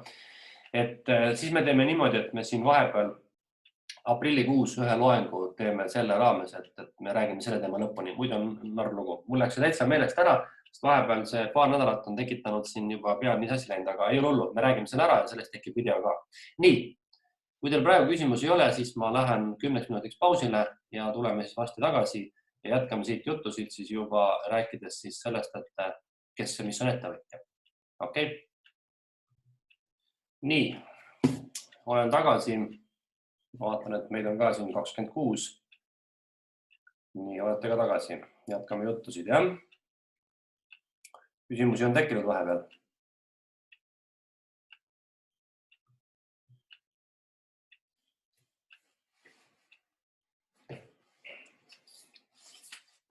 Paistab, et ei ole.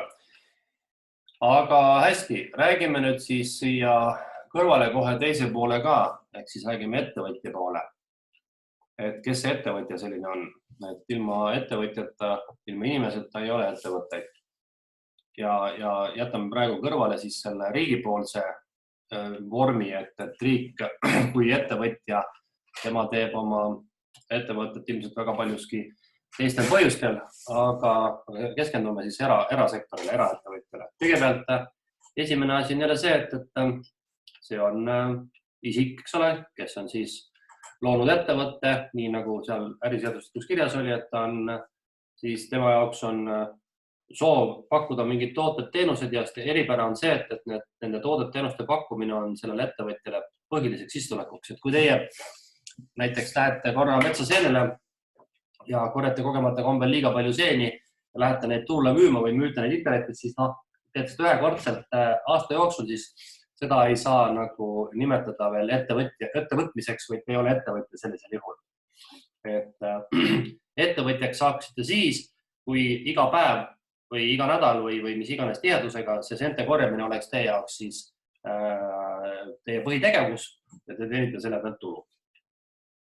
Nüüd enamgi veel, nagu ikka, ei ole oluline mitte see juriidiline definitsioon, vaid sisuline arusaamine.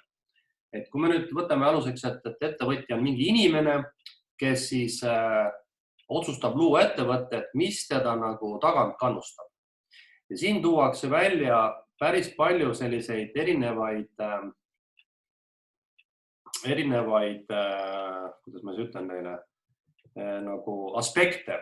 et ma vaatan, kas ma leian üles kohe ühe faili, kus ma olen neid asju ka siin kokku võtnud, et üks moment.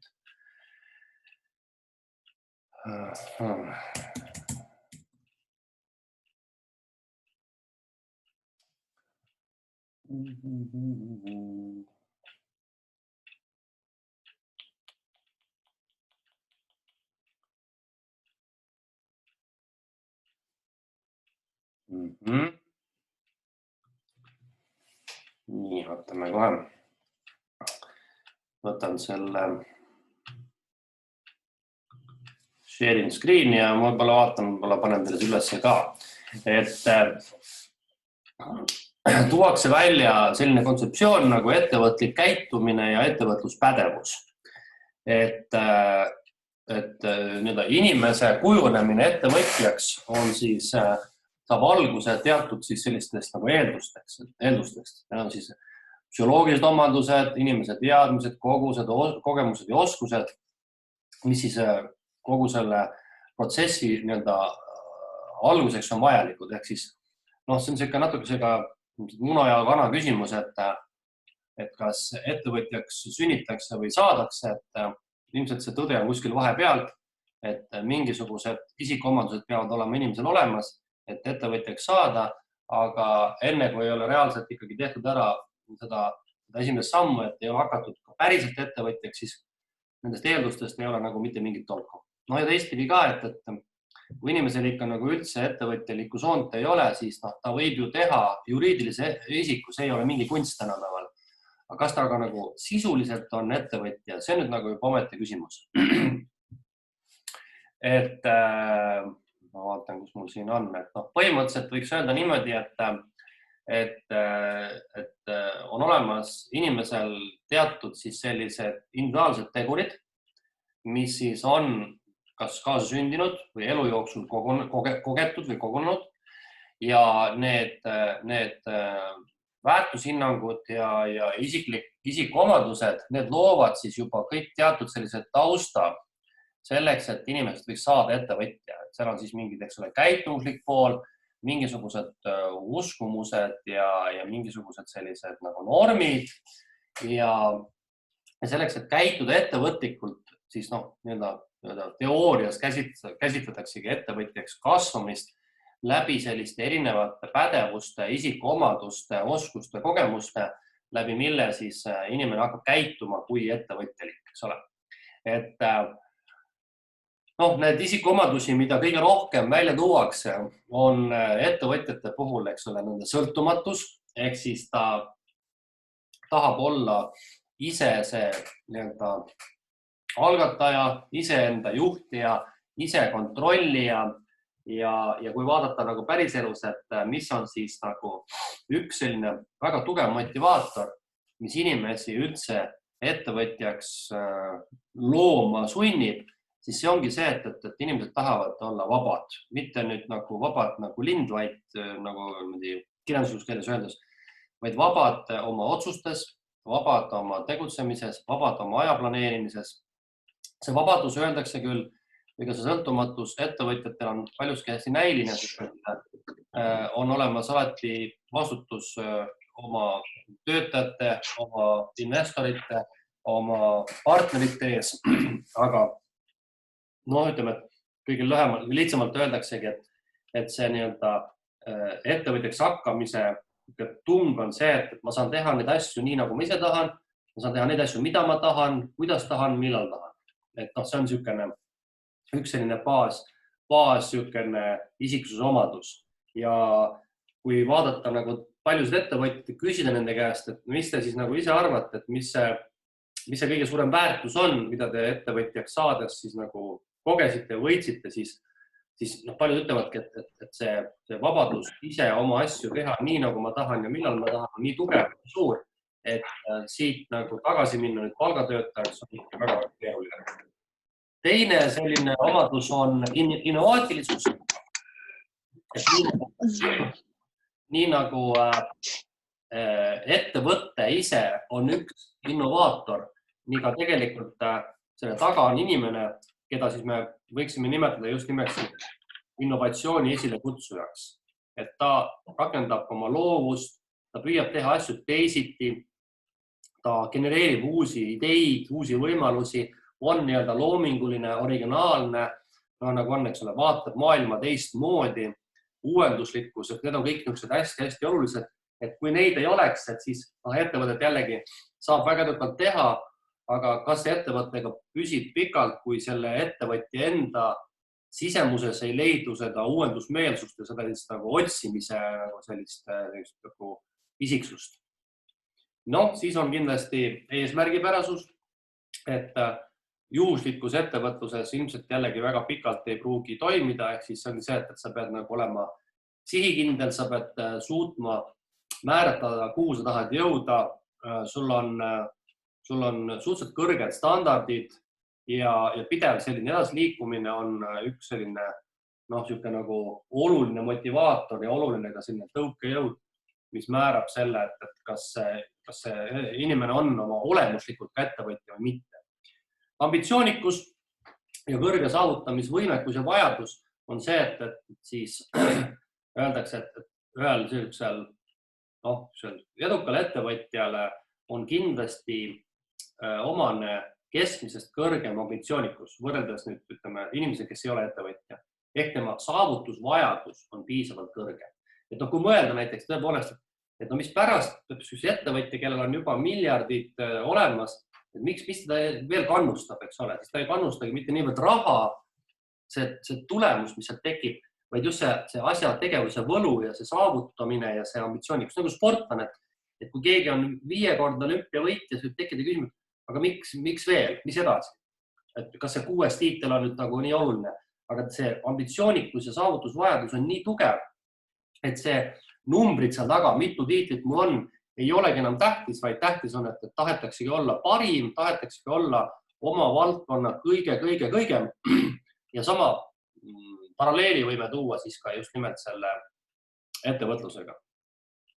Riskide võtmise võime, riskitaluvus on üks selline kõige põhilisemaid omadusi, et kui alati, kui rääkida inimestelt või küsida inimeste käest, kuidas te iseloomustate ettevõtjat, et siis kõik ütlevad alati, et ta on valmis ja nõus võtma riske ja on kergelt niisugune nagu õnnemängija, sest kunagi ei tea, kuidas asjad lähevad. Ja selle kohta ka öeldakse, et ettevõtjaks hakkamine kätkeb endas juba eos ühte riski, et see ongi see õnnestumise või ebaõnnestumise tõenäosus. Ja et kui ettevõtja kardab kõiksugu asju, siis ta tegelikult ei hakkagi üldse ettevõtjaks, sest et ettevõtlusega tegevuseni ise on seotud riskiga. No ja me näeme praegu näiteks, eks ole, et tänane olukord on see, kus me peame arvestama selle riskiga, et me oleme võib-olla oma elutöö võimalik, et me kaotame sellepärast, et olukord lihtsalt on selline, et ükskõik kui tubli sa oled, risk kõik seda kaotada jääb igal juhul üles. Ja seetõttu ongi see nii-öelda riski võtmine ja selle riskiga arvestamine, see peab olema nagu nii-öelda sisse kirjutatud selle inimese kuskile nii-öelda nagu öeldakse geneetilisse koodi. Ja üks ettevõtja peab olema hästi võrgustunud. Ta peab olema sotsiaalselt hästi aktiivne, peab olema koostöövalmis, ta peab julgema, tahtma, suutma, oskama luua sidemeid ja suhteid. Et vähesed ettevõtjad, kes suudaksid toimetada niimoodi, et neid keegi ei tunne ja nemad ka kedagi ei tunne. See on nagu suhteliselt ulme. Et ettevõtjad iseloomustavad tavaliselt väga lai just nimelt võrgustumine ja kui mitte globaalne, siis omas valdkonnas väga suur tuntus. Need on sellised nagu isikuomandused, mida tavaliselt tuuakse välja, kui räägitakse ettevõtjalikust käitumisest ehk siis inimesest, kes on nii-öelda oma olemuselt ettevõtja. Ja siis on olemas veel eraldi selline asi nagu ettevõtluspädevused, mis siis tähendab seda, et inimene ise oma siis olekust jagatakse nagu 3 gruppi. Et kõigepealt on olevad mingid oskused, need olid need enam-vähem need, mis me juba siin rääkisime, eks ole. Oskused on midagi sellist, mida öeldakse, et neid on võimalik omandada. Et kui me näiteks täna ütleme, et meil võrgustumise osas ei ole sellist sotsiaalset võrgustikust me saame selle luua, eks ole. Kui meil ei ole oskusi finantside juhtides, me saame selle õppida. Siis on olemas hoiakud ja suhtumine, mis tavaliselt tuleb meile kuskilt elust kaasa. See on seda, kas on või seda tihtipeale ei ole.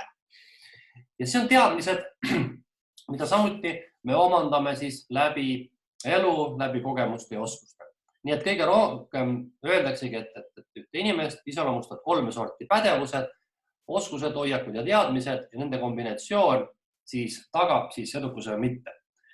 Kõige parem alati vaadata, kes on nagu tegelikult ettevõtja tänapäeval, siis tasub vaadata selliseid suuri tuntud nägusid ja vaadata neid kui isiksusi. Mark Zuckerberg, Elon Musk, Steve Jobs, Richard Branson, Bill Gates, need on üksikud nimed, kes on sellised superstaarid ettevõtlusmaailmas, aga neil on hästi palju sarnaseid jooni. Isiksustena võivad nad kõik erinevad olla, aga on täiesti kindel, et nende just pädevuste komplekt on kõige paremini välja jõudnud. See on nagu spordis, et me võime öelda, et mingi inimene on lihtsalt üliavalt andekas, tal on looduse poolt antud mingid omadused ja ta on ära taibanud, millest ta on väga hea.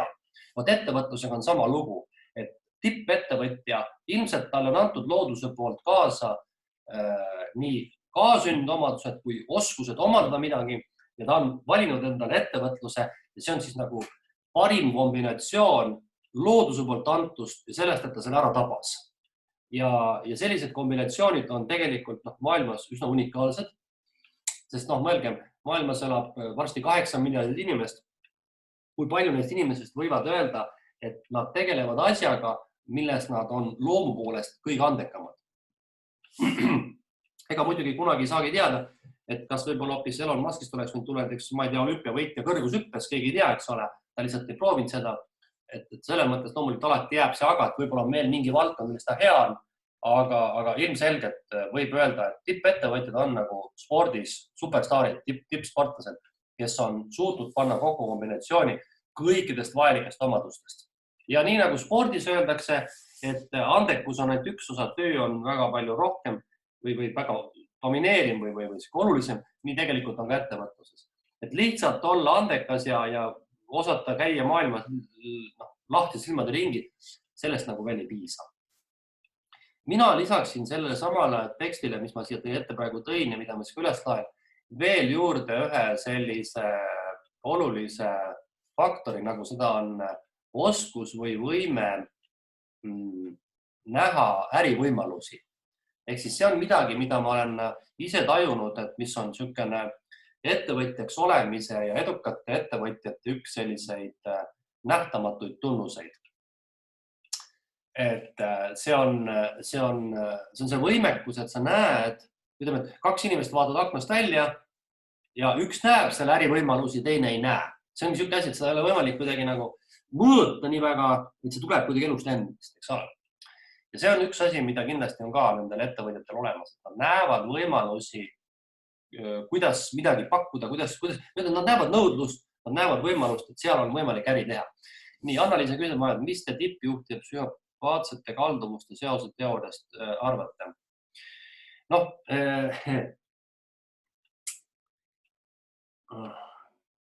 See on ilmselt päris keeruline, see on nagu see, et ma arvan, et see läheb umbes samasse valdkonda see küsimus, et kas nagu geeniuse ja hullu vahel on väga väike vahe. Ma arvan, et see on, ma toon siin sellise näite, võib-olla see aitab natuke selle küsimusele vastata. Kunagi rääkis Raul Rebane, ma ei ole seda vist teooriat teile rääkinud kunagi, ma ei mäleta, võib-olla ei ole ka. Raul Rebane, et mis tema hinnangul eristab maailmas täiesti tippsportlast, kõige edukamat sportlast, siis keskpärasest sportlast. Et kui vaadata, eks ole, nende võib-olla füüsilist võimekust, andekust, töökust, et need võivad olla suhteliselt sarnased. Et milles see vahe siis tekib, et üks suudab sinna absoluutselt tippu ronida ja teised ei saa sinna mitte kunagi. Ja tema tõi välja ühe sellise omaduse, milleks on siis niisugune nagu surmapiiri trotsimine või ühesõnaga, et need inimesed teevad trenni eluohtliku piiri lähedal. Neil kaob ära see hirm. Et kui teie näiteks hakkate sporti tegema, siis te ühel hetkel, ütleme, toome näite sporti, siis see teooria tähendab seda, et te tunnetate ära, kus piirist enam edasi suuda minna. See muutub teile kas tervisele ohtlikuks, te tunnetate, et te lihtsalt ei ole võimelised, suutelised rohkem tegema. Et tippsportlane on selle piiri nagu kaotanud. Tal ei ole seda piiri, ta ei tunneta, et sellest üleminek on tegelikult tavainimesele ohtlik. Ja see selline ülim pühendumus on ju teatud mõttes ka haiglaslik. See ei ole normaalne keskmise inimese seisukohast. Ehk siis tippsportlane tõenäoliselt oma töösse suhtumiselt ja oma treeningult ja kogu sellelt pühendumiselt on tavainimese mõistes ebanormaalne. Ja sama võib olla ka see tippettevõtjad, tippjuhtide puhul, et nende selline fenomenaalne või selline nagu isegi lausa nagu haiglaslik pühendumine ja see ambitsioonikus võib ollagi teatud mõttes nagu psühhopaatne või selline nagu jalg alla tallav, et teda ei huvita mitte miski. Ta on võib-olla selline täiesti nagu ekstsentriline kuju, aga see tuleneb tema eripärast, et see ongi nagu vajalik selleks, et muidu ta võib-olla lööks läbi. Kui ta oleks selline keskpärane kutt või plika, siis tal ei ole seda nagu, tal jääb puudu ilmselt midagi sellist, mis aitaks ta tippu jõuda. Et ma ei taha nüüd öelda, et kõik tippjuhid oleksid nagu mingid hullud, aga neil on kindlasti midagi sellist, mis tavainimese mõistes on ebanormaalne või ebameeldiv või kuidagi imelik. Nad võivad ollagi täiesti nagu erandlikud ja erakordsed inimesed, kes kõigile ei pruugi meeldida, aga nad on edukad. Võtame näiteks Donald Trump on üks hea näide, kes on täiesti hull kuju. Kui keegi on lugenud mõnda tema raamatut, siis ta sealt saab teada, et ta ongi hull kuju. Tal on sellised põhimõtted, mis tavainimese mõistes on täiesti nagu ogarad, ma ei hakka neid siin pikalt tooma, aga ta on täiesti nagu ogar kuju täiesti. Aga ta on edukas. Ta on lihtsalt edukas, midagi teha ei ole. Meeldib meile või meeldib. Ta on maailma kõige võimukam inimene hetkel. Ta on ärimehena väga edukas ja midagi teha ei ole. Nii ongi. Ta ongi hull peakott, aga see on viinud seda sinna, kus ta on viinud. Et võib-olla teistpidi ei saakski, kes see teab, eks ole. Et jah, empaatia puudumine, et nad teevadki tõepoolest, nad võivad tehagi neid valikuid ja otsuseid, oskavad teha teistmoodi või suudavad teha teistmoodi. Et mõelge näiteks riigijuhtide peale näiteks, et tõeliselt suured riigijuhid on kriisiolukorras ikka täiesti hullud ju. Eks ettevõtjad samuti. Et nad võivad ohverdada tuhandeid, miljoneid inimesi riigi hüvanguks. Seda ei suudaks teha ükski normaalne inimene, kui neil on eesmärk midagi saavutada. Ja lõpuks on see, et nad saavutavadki selle mingi hinnaga ja kui me võtame näiteks Stalini peale, eks ole, siis me võime arvata, et ta oli üks kõige hullemaid massimõrvareid, aga tänases Venemaal on 70 ja 80% inimestest, kes ta hindavad ja igatsevad seda aega tagasi. See tähendab, et ta suutis teha midagi sellist, mis ka, palju on siis juba 70 aastat peale tema surma jätkuvalt nagu innustab inimesi. See tundub uudne, aga nii on. Ja ettevõtlus sama lugu, et võib-olla tõesti need inimesed suudavadki alla suruda oma isiklikud mingid inimlikud emotsioonid või vastupidi, neil hakkab domineerima see isiklik ego nii tugevalt. Selgelt kõik tipp- ja suurettevõtjad on metsikult suure ja võib-olla ka ebameeldiva egoga inimesed. Aga nad on ilmselt väga palju paratamatud. See on lihtsalt nende osa, nende elu rollist, nad ei oska teisiti. Nad lihtsalt on sündinud sellistena ja nad peavadki niimoodi olema. Kui nad ei ole sellised, siis nad ei olegi mitte keegi teine. Et see ettevõtja, see niisugune moraalne olemus ja see tema ja nende selline sisemus võibki olla päris palju nagu erinev. Et mina, kui ma vaatan ja mõtlen nende inimeste peale, keda ma tean nagu ettevõtjaid, ärme räägiks tippjuhti, vaid ettevõtjaid, kes on loonud ettevõtted, siis kindlasti nende hulgas on päris palju selliseid inimesi, kelle puhul ma imestan, et peab ikka närvi olema, kui sa tead, kui palju sul on vaenlasi. Kõik tahavad sind kohtusse kaevata, kõik tahavad sulle jalga taha panna. Sa leiad iga hetkel ainult kriitikat ja sa oled ikka selg sirge, sa suudad ikka sellest nagu üle olla ja ajad oma asja sest selle kohta ütleb nagu siuke jälle mingi legendaarne ütlus, et nii kehva ettevõtja ma ka poole, et mul ühtegi vaenlast ei oleks. Et see lihtsalt ongi niimoodi ja tegelikult maailm ikkagi ma arvan, et vajab selliseid inimesi. Kui need inimesi ei oleks, kui kõik oleks väga mugavustsoonis, kui kõik inimesed oleksid väga riskikartlikud, kui kõik inimesed tunnetaksid seda piiri, kust üle minna ei saa, siis maailm oleks palju keskpärasem. Aga õnneks meil on selliseid inimesi ja tuleb ka tulevikus ja on olnud varem, et meeldib see meile või ei meeldi, aga need inimesed on need, kes maailma edasi viivad, kes võtavad kriitilistel hetkedel vastu otsuseid, kes julgevad teha pööraseid otsuseid, kes julgevad nii meeletult riskida, et me pärast ei mõtle selle peale, et me tarbime neid tooted, teenused, elame selles maailmas, leiame, et see ikka normaalne.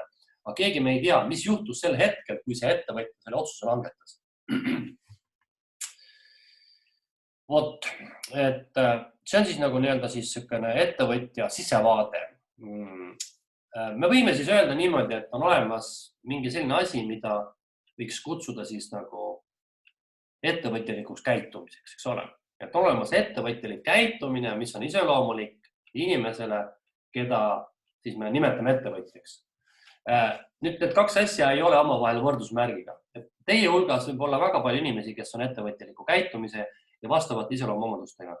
Aga see, et ei ole veel hakanud ettevõtjaks või teisi saagi ettevõtjaid, et see ei ole nagu nüüd, siin ongi lihtsalt, ei pruugi kõigist saada. Inimene kas ei taju neid omadusi endas ära või ta võib-olla ei taha ka saada ettevõtjaks mingitel põhjustel. Ja siin tuleb siis mängu selline veel mõiste nagu sisemine ettevõtlus või sisemine ettevõtja, ehk siis inglise keeles on selle nimi entrepreneurship.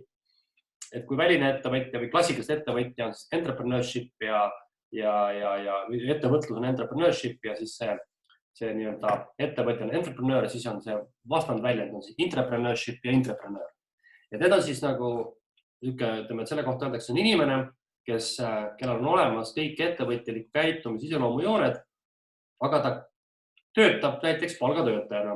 Ta ei ole üldse ettevõtja, tal ei ole ettevõtet, aga ta käitub selles ettevõttes nii, nagu see oleks tema ettevõte. Ta on vastutustundlik, ta on olemas kõik need vajalikud iseloomuomadused, aga ta rakendab neid iseloomuomadusi mitte isikliku kasu eesmärgil, vaid pigem nagu selle ettevõtte hüvanguks, kus ta töötab.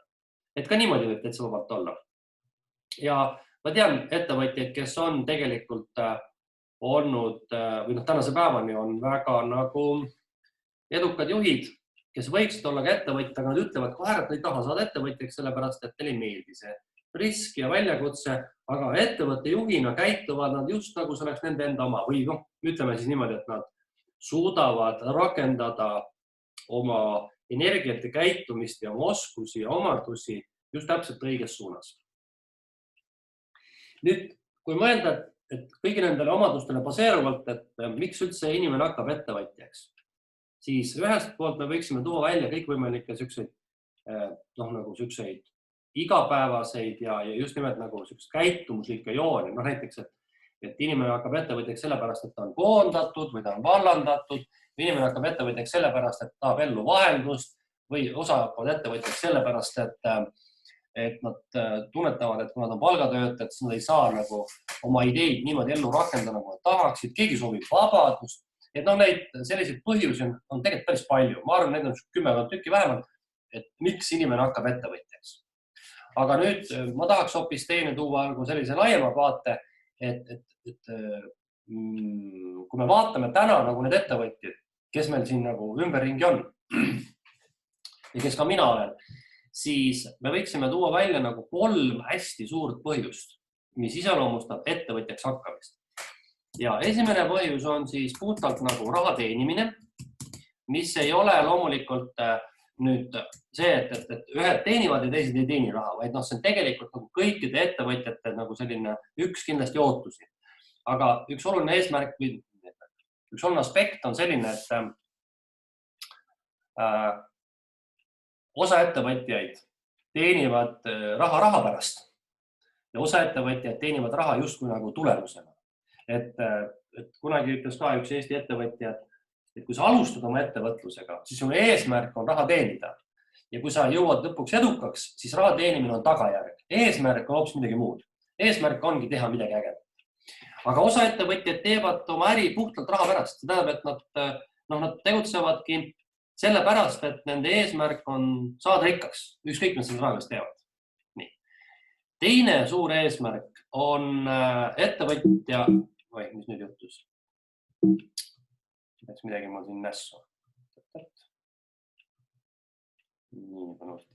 Teine eesmärk, nüüd läks siit midagi nii.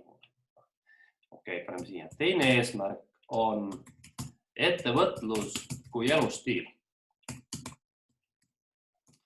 See nüüd on iseloomulik, eelkõige loomulikult mikro- ja väikeettevõtjatele, aga võib olla ka suure ettevõtja, väga suure ettevõtja üks ambitsioone. Ehk siis ettevõtjaga elustiil. See on see, et mulle meeldib see vorm, viis, kuidas ma oma aega ja päeva sisustan, mulle meeldib see, kuidas ma raha teenin ja siin võib vaadata tõesti nii väikest pilti kui suurt pilti. Kui me vaatame nagu väikest pilti, siis mikroettevõtjad, oleme ausad, väga paljud mikroettevõtjad teeniksid palgatööle palju rohkem. Aga neile meeldib see elulaad, meeldib see vabadus ja nad ei taha sellest loobuda.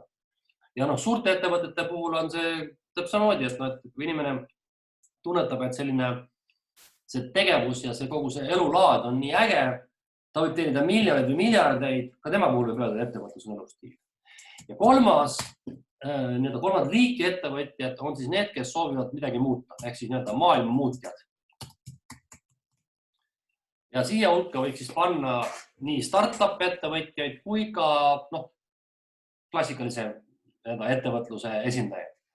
Et maailma muutmine on see, et tahetakse midagi sellist saavutada, millest jääks väga suur jälg järgi või et tahetakse tõesti midagi muuta, midagi teisiti teha, mis tundub olevat nagu täna puudu või asi, mis ei toimi nii, nagu nende arvates toimib. Elon Musk näiteks on näide kindlasti, eks ole, ka ütleme seal Richard Branson, need on kõik sellised inimesed, kes tahtsid maailma muuta või Steve Jobs kogu oma filosoofiaga. Nad tahavad pakkuda midagi ägedat ja raha teenimine selle juures on tõepoolest nagu pigem tagajärg, mitte see eesmärk. Nii et ütleme nii, et mingil hetkel võib olla inimene kõige kolme nagu taga. Ehk siis ta teenib raha, see on tal eesmärk, ettevõtlus on tema jaoks elustiil ja ta soovib selle käigus ka maailma. Aga võib olla ka üks nendest või paar nendest. Ma ootan, et mina koolitanuna ka ettevõtjas, minu jaoks on ettevõtlus kui elustiil eelkõige. Raha teenimine ei ole see kõige tähtsam, sellepärast, et ma võiksin ilmselt palgatööl tõesti saada sama tulu, võib-olla isegi rohkem. Ja maailma ma väga palju ilmselt ka ei muuda praegu. Aga minu jaoks on elustiil. Aga kui keegi näiteks tõesti teeb mingi startup ettevõtte, siis tema jaoks võib olla näiteks need 2 punkti ja see raha teenimine võib-olla ei olegi nii väärt eesmärk omaette. Et see võib-olla tuleb kuidagi teistmoodi. Kuigi ma arvan, et olles nüüd hästi aus, siis öelda, et ettevõtja raha teenimine ei huvita, siis see kõlab ikkagi väga mogedalt. Ma arvan, et see niimoodi olla ei saa. See on täitsa lapse jutt. Ilmselgelt kõik ettevõtjad tahavad teenida raha. Nüüd ma toon teieni veel ühe vaate sellest, et kuidas need ettevõtjaid võiks siis nagu üldiselt üldse niimoodi liigitada. Et nii ole kolmnurka, ma joonistan siia sellise püramiidi. Ja kujutame ette, et on niimoodi.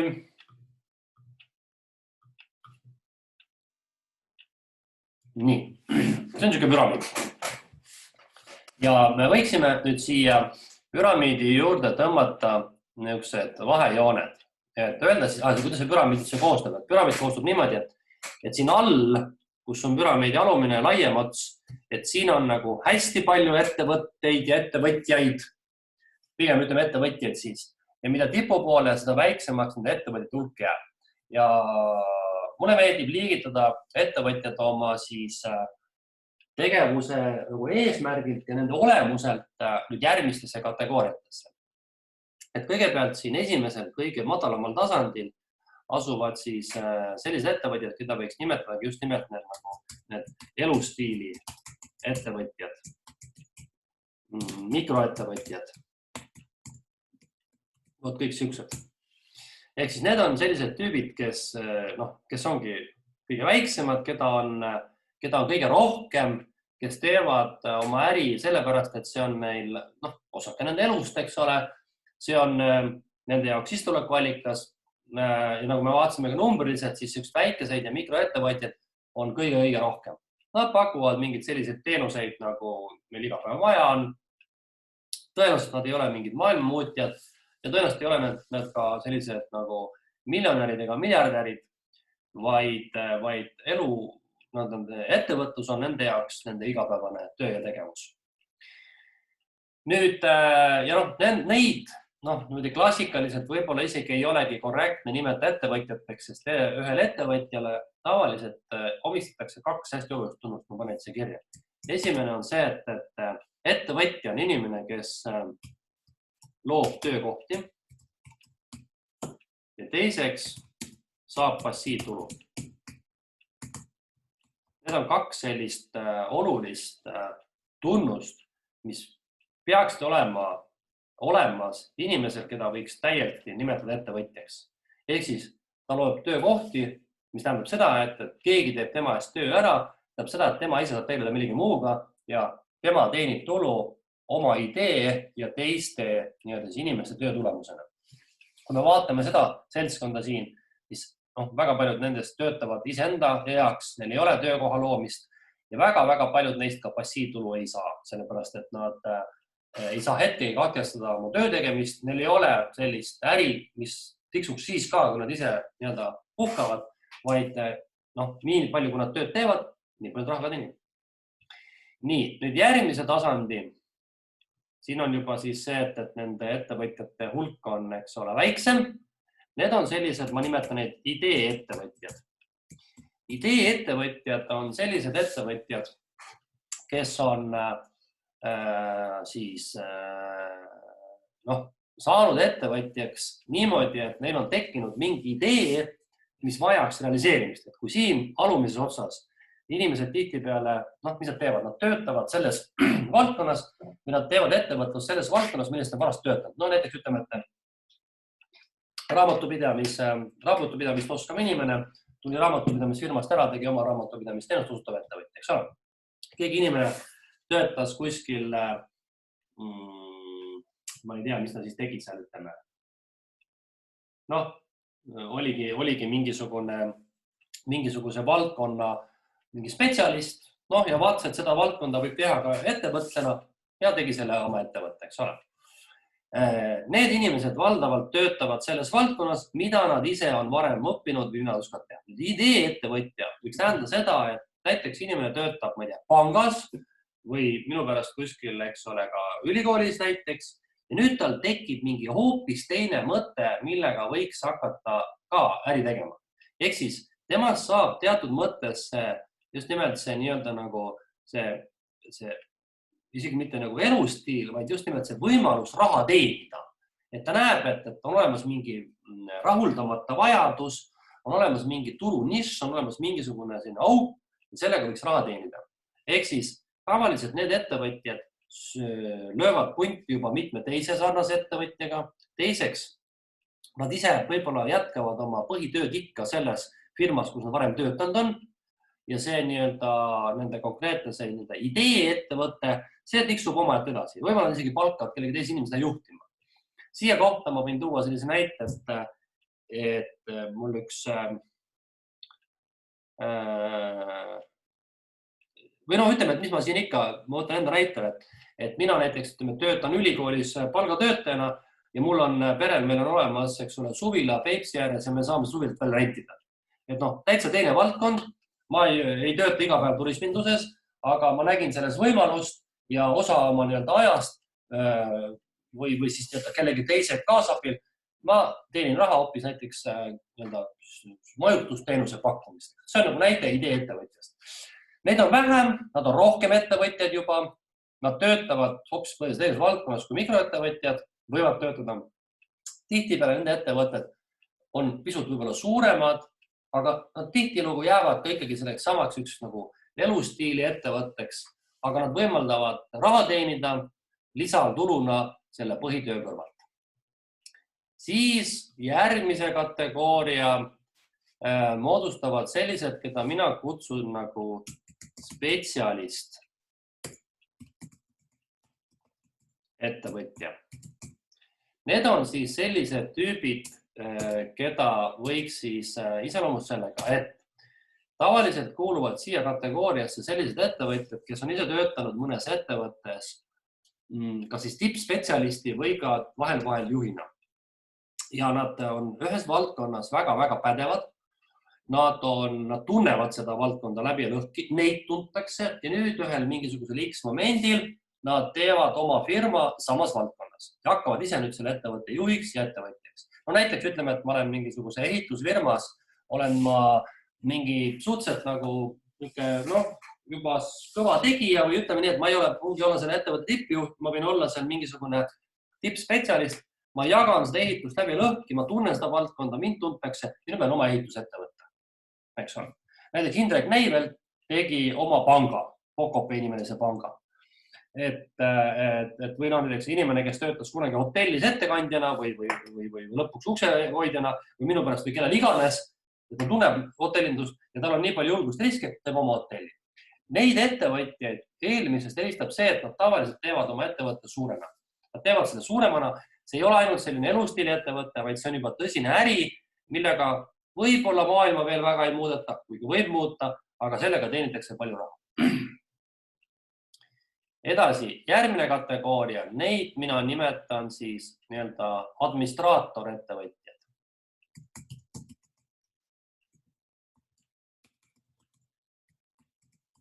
Et kui nüüd spetsialiste ettevõtjad on tavaliselt need inimesed, kes ise valdkonda jagavad ja nad on selle ettevõtte kõige suurem hing ja juhid, siis administraator ettevõtjad siia hulka tavaliselt liigituvad niisugused tippjuhid, kes on mingis valdkonnas töötanud, nad ka jällegi omavad head võrgustikku, neid tuntakse, neil on olemas sidemed, kontakt, kõik asjad. Ja nüüd mida nad saavad teha, nad saavad rakendada oma teadmisi, oma oskusi ettevõtluses. Aga nende eripära spetsialist ettevõtjatega seisneb selles, et neil ei ole ühe valdkonna kogemust, neil on olemas juhi kogemus. Ja nüüd nad saavad palgata teisi inimesi selleks, et ettevõtte juhtida. Ma tean näiteks, et Eestis ongi mingi hotelli omanikud, on olnud inimesed, kes ei ole üldse tegelikult hotellinduses töötanud. Nad on olnud tippjuhid ja nad on teinud oma ettevõtte hoopis teises valdkonnas või ütleme siis kaasnevas valdkonnas, eks ole. Ja nende eripäraks ja eeliseks on just nimelt see suure pildi võimekus, nad on juhtinud suuri ettevõtteid, neil on olemas selline nagu suurem pilt. Ja nemad on juba sellised tõsised just töökohtade loojad ja passiivtulu saajad.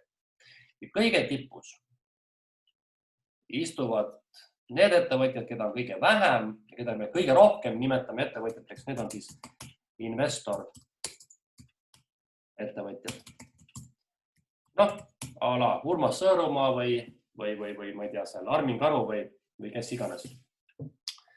Neil on palju ettevõtteid, nad teenivad tulu millega iganes, millega üldse raha võimalik teenida.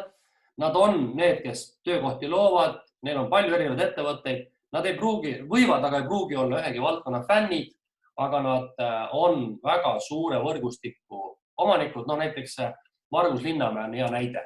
Praegu vist ilmselt kõige suurema võrguga üks ettevõtjad Eestis, kes omab kinokettidest, kohvikukettidest, tõesti isegi ostis omanimelise lihatööstuse, Linnamäe lihatööstuse ära, kuni eks ole siis ravimite müügi ja meediakontsernini välja. Et ma ei tea, kas tal on midagi valdkonda, millest ta fännab. Tema fännab võib olla raha tegemist, eks ole.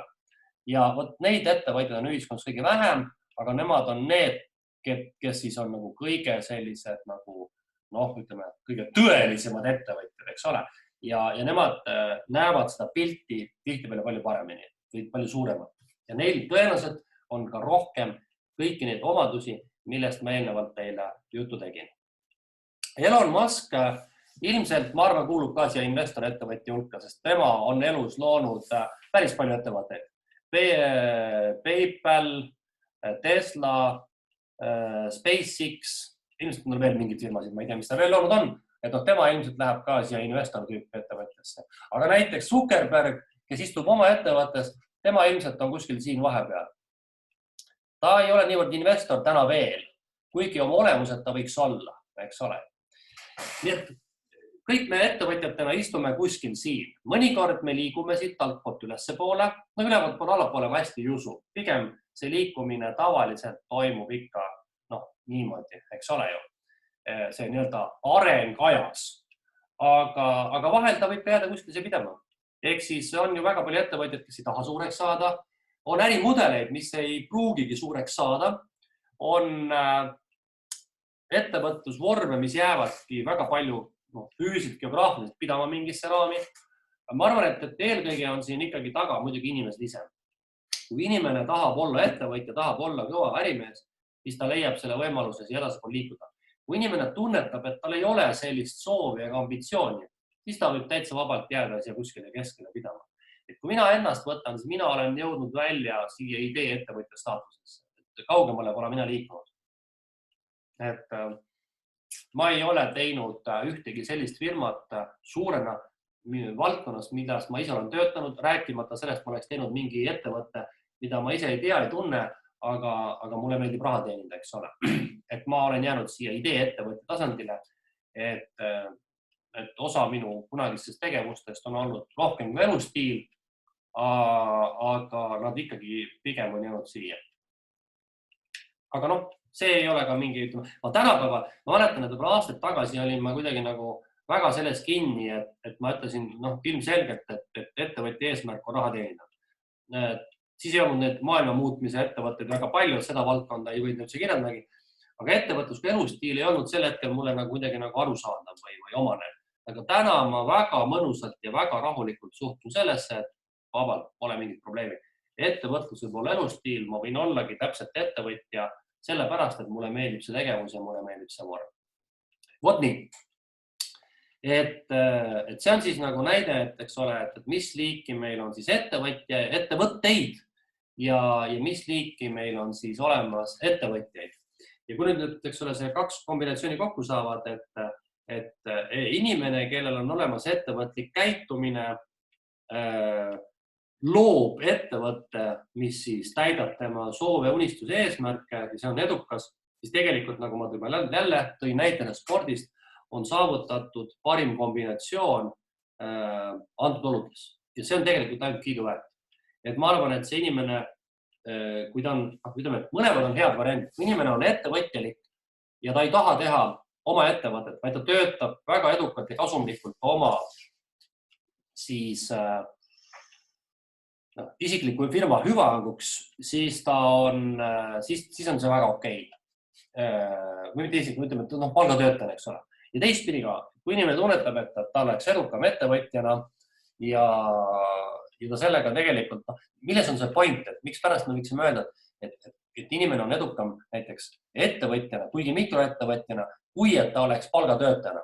Saadake, kui inimene on oma olemuselt, tahab olla selline vaba või ta tahab ise oma elu kujundada, tunnetab, et ta on õnnelikum siis ja produktiivne siis, kui ta teeb ise oma ettevõtte, isegi kui see on pisikene, siis palgatööle minnes oleks inimene õnnetu. Ta otsib kogu aeg endale nagu alternatiivset tegevust, talle ei meeldi see nii-öelda allumine, talle ei meeldi need käsud, ta tahab teistmoodi olla ja see inimene, isegi kui ta on väga tark, võib olla tüliks hoopis ja segavaks faktoriks selles ettevõttes.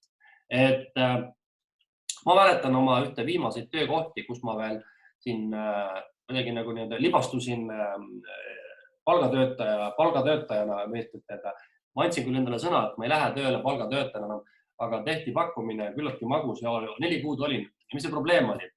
Ma tegelikult see valdkonnas tuli väga hästi toime, aga ma läksin kohe tülli inimestega, juhtidega, kes minu arvates olid minu jaoks rumalad, võtsid vastu rumalaid otsuseid ja need juhtimisstiil mulle absoluutselt sobinud. Ja mis see siis minusugusega siis teeb, eks ole?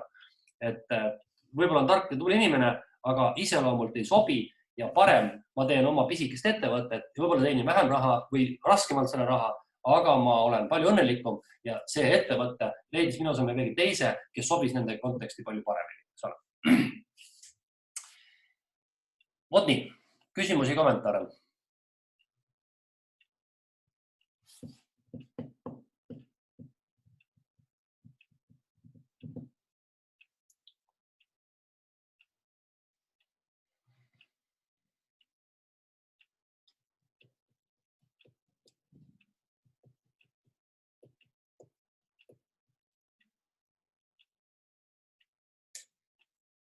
no polegi.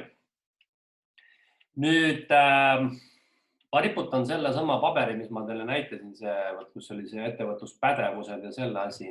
Jah, selle ma riputan teile ka sinna ülesse, sinna Moodle'isse ja sellesama video ma loen ka sinna ülesse. Nüüd järgmisel korral ma tahan teile rääkida siis sellest ärimudelist ja äriidee genereerimisest, et lähme juba nagu praktilisema tee peale. Siis ja seetõttu ja siis me teeme niimoodi, et vahepeal me teeme ühe loengu, mis puudutab seda, mis ta nimi oligi, monetaarpoliitikat ka. Nii et ma jagan see infot ja ma pakun teile välja, ma saadan Moodle'isse info ka täna veel, et me võiksime teha järgmise loengu siis järgmise esmaspäeval, eks ole? Nii, kui teil rohkem küsimusi ei ole, siis ma teid rohkem praegu kinni ei hoia, vaid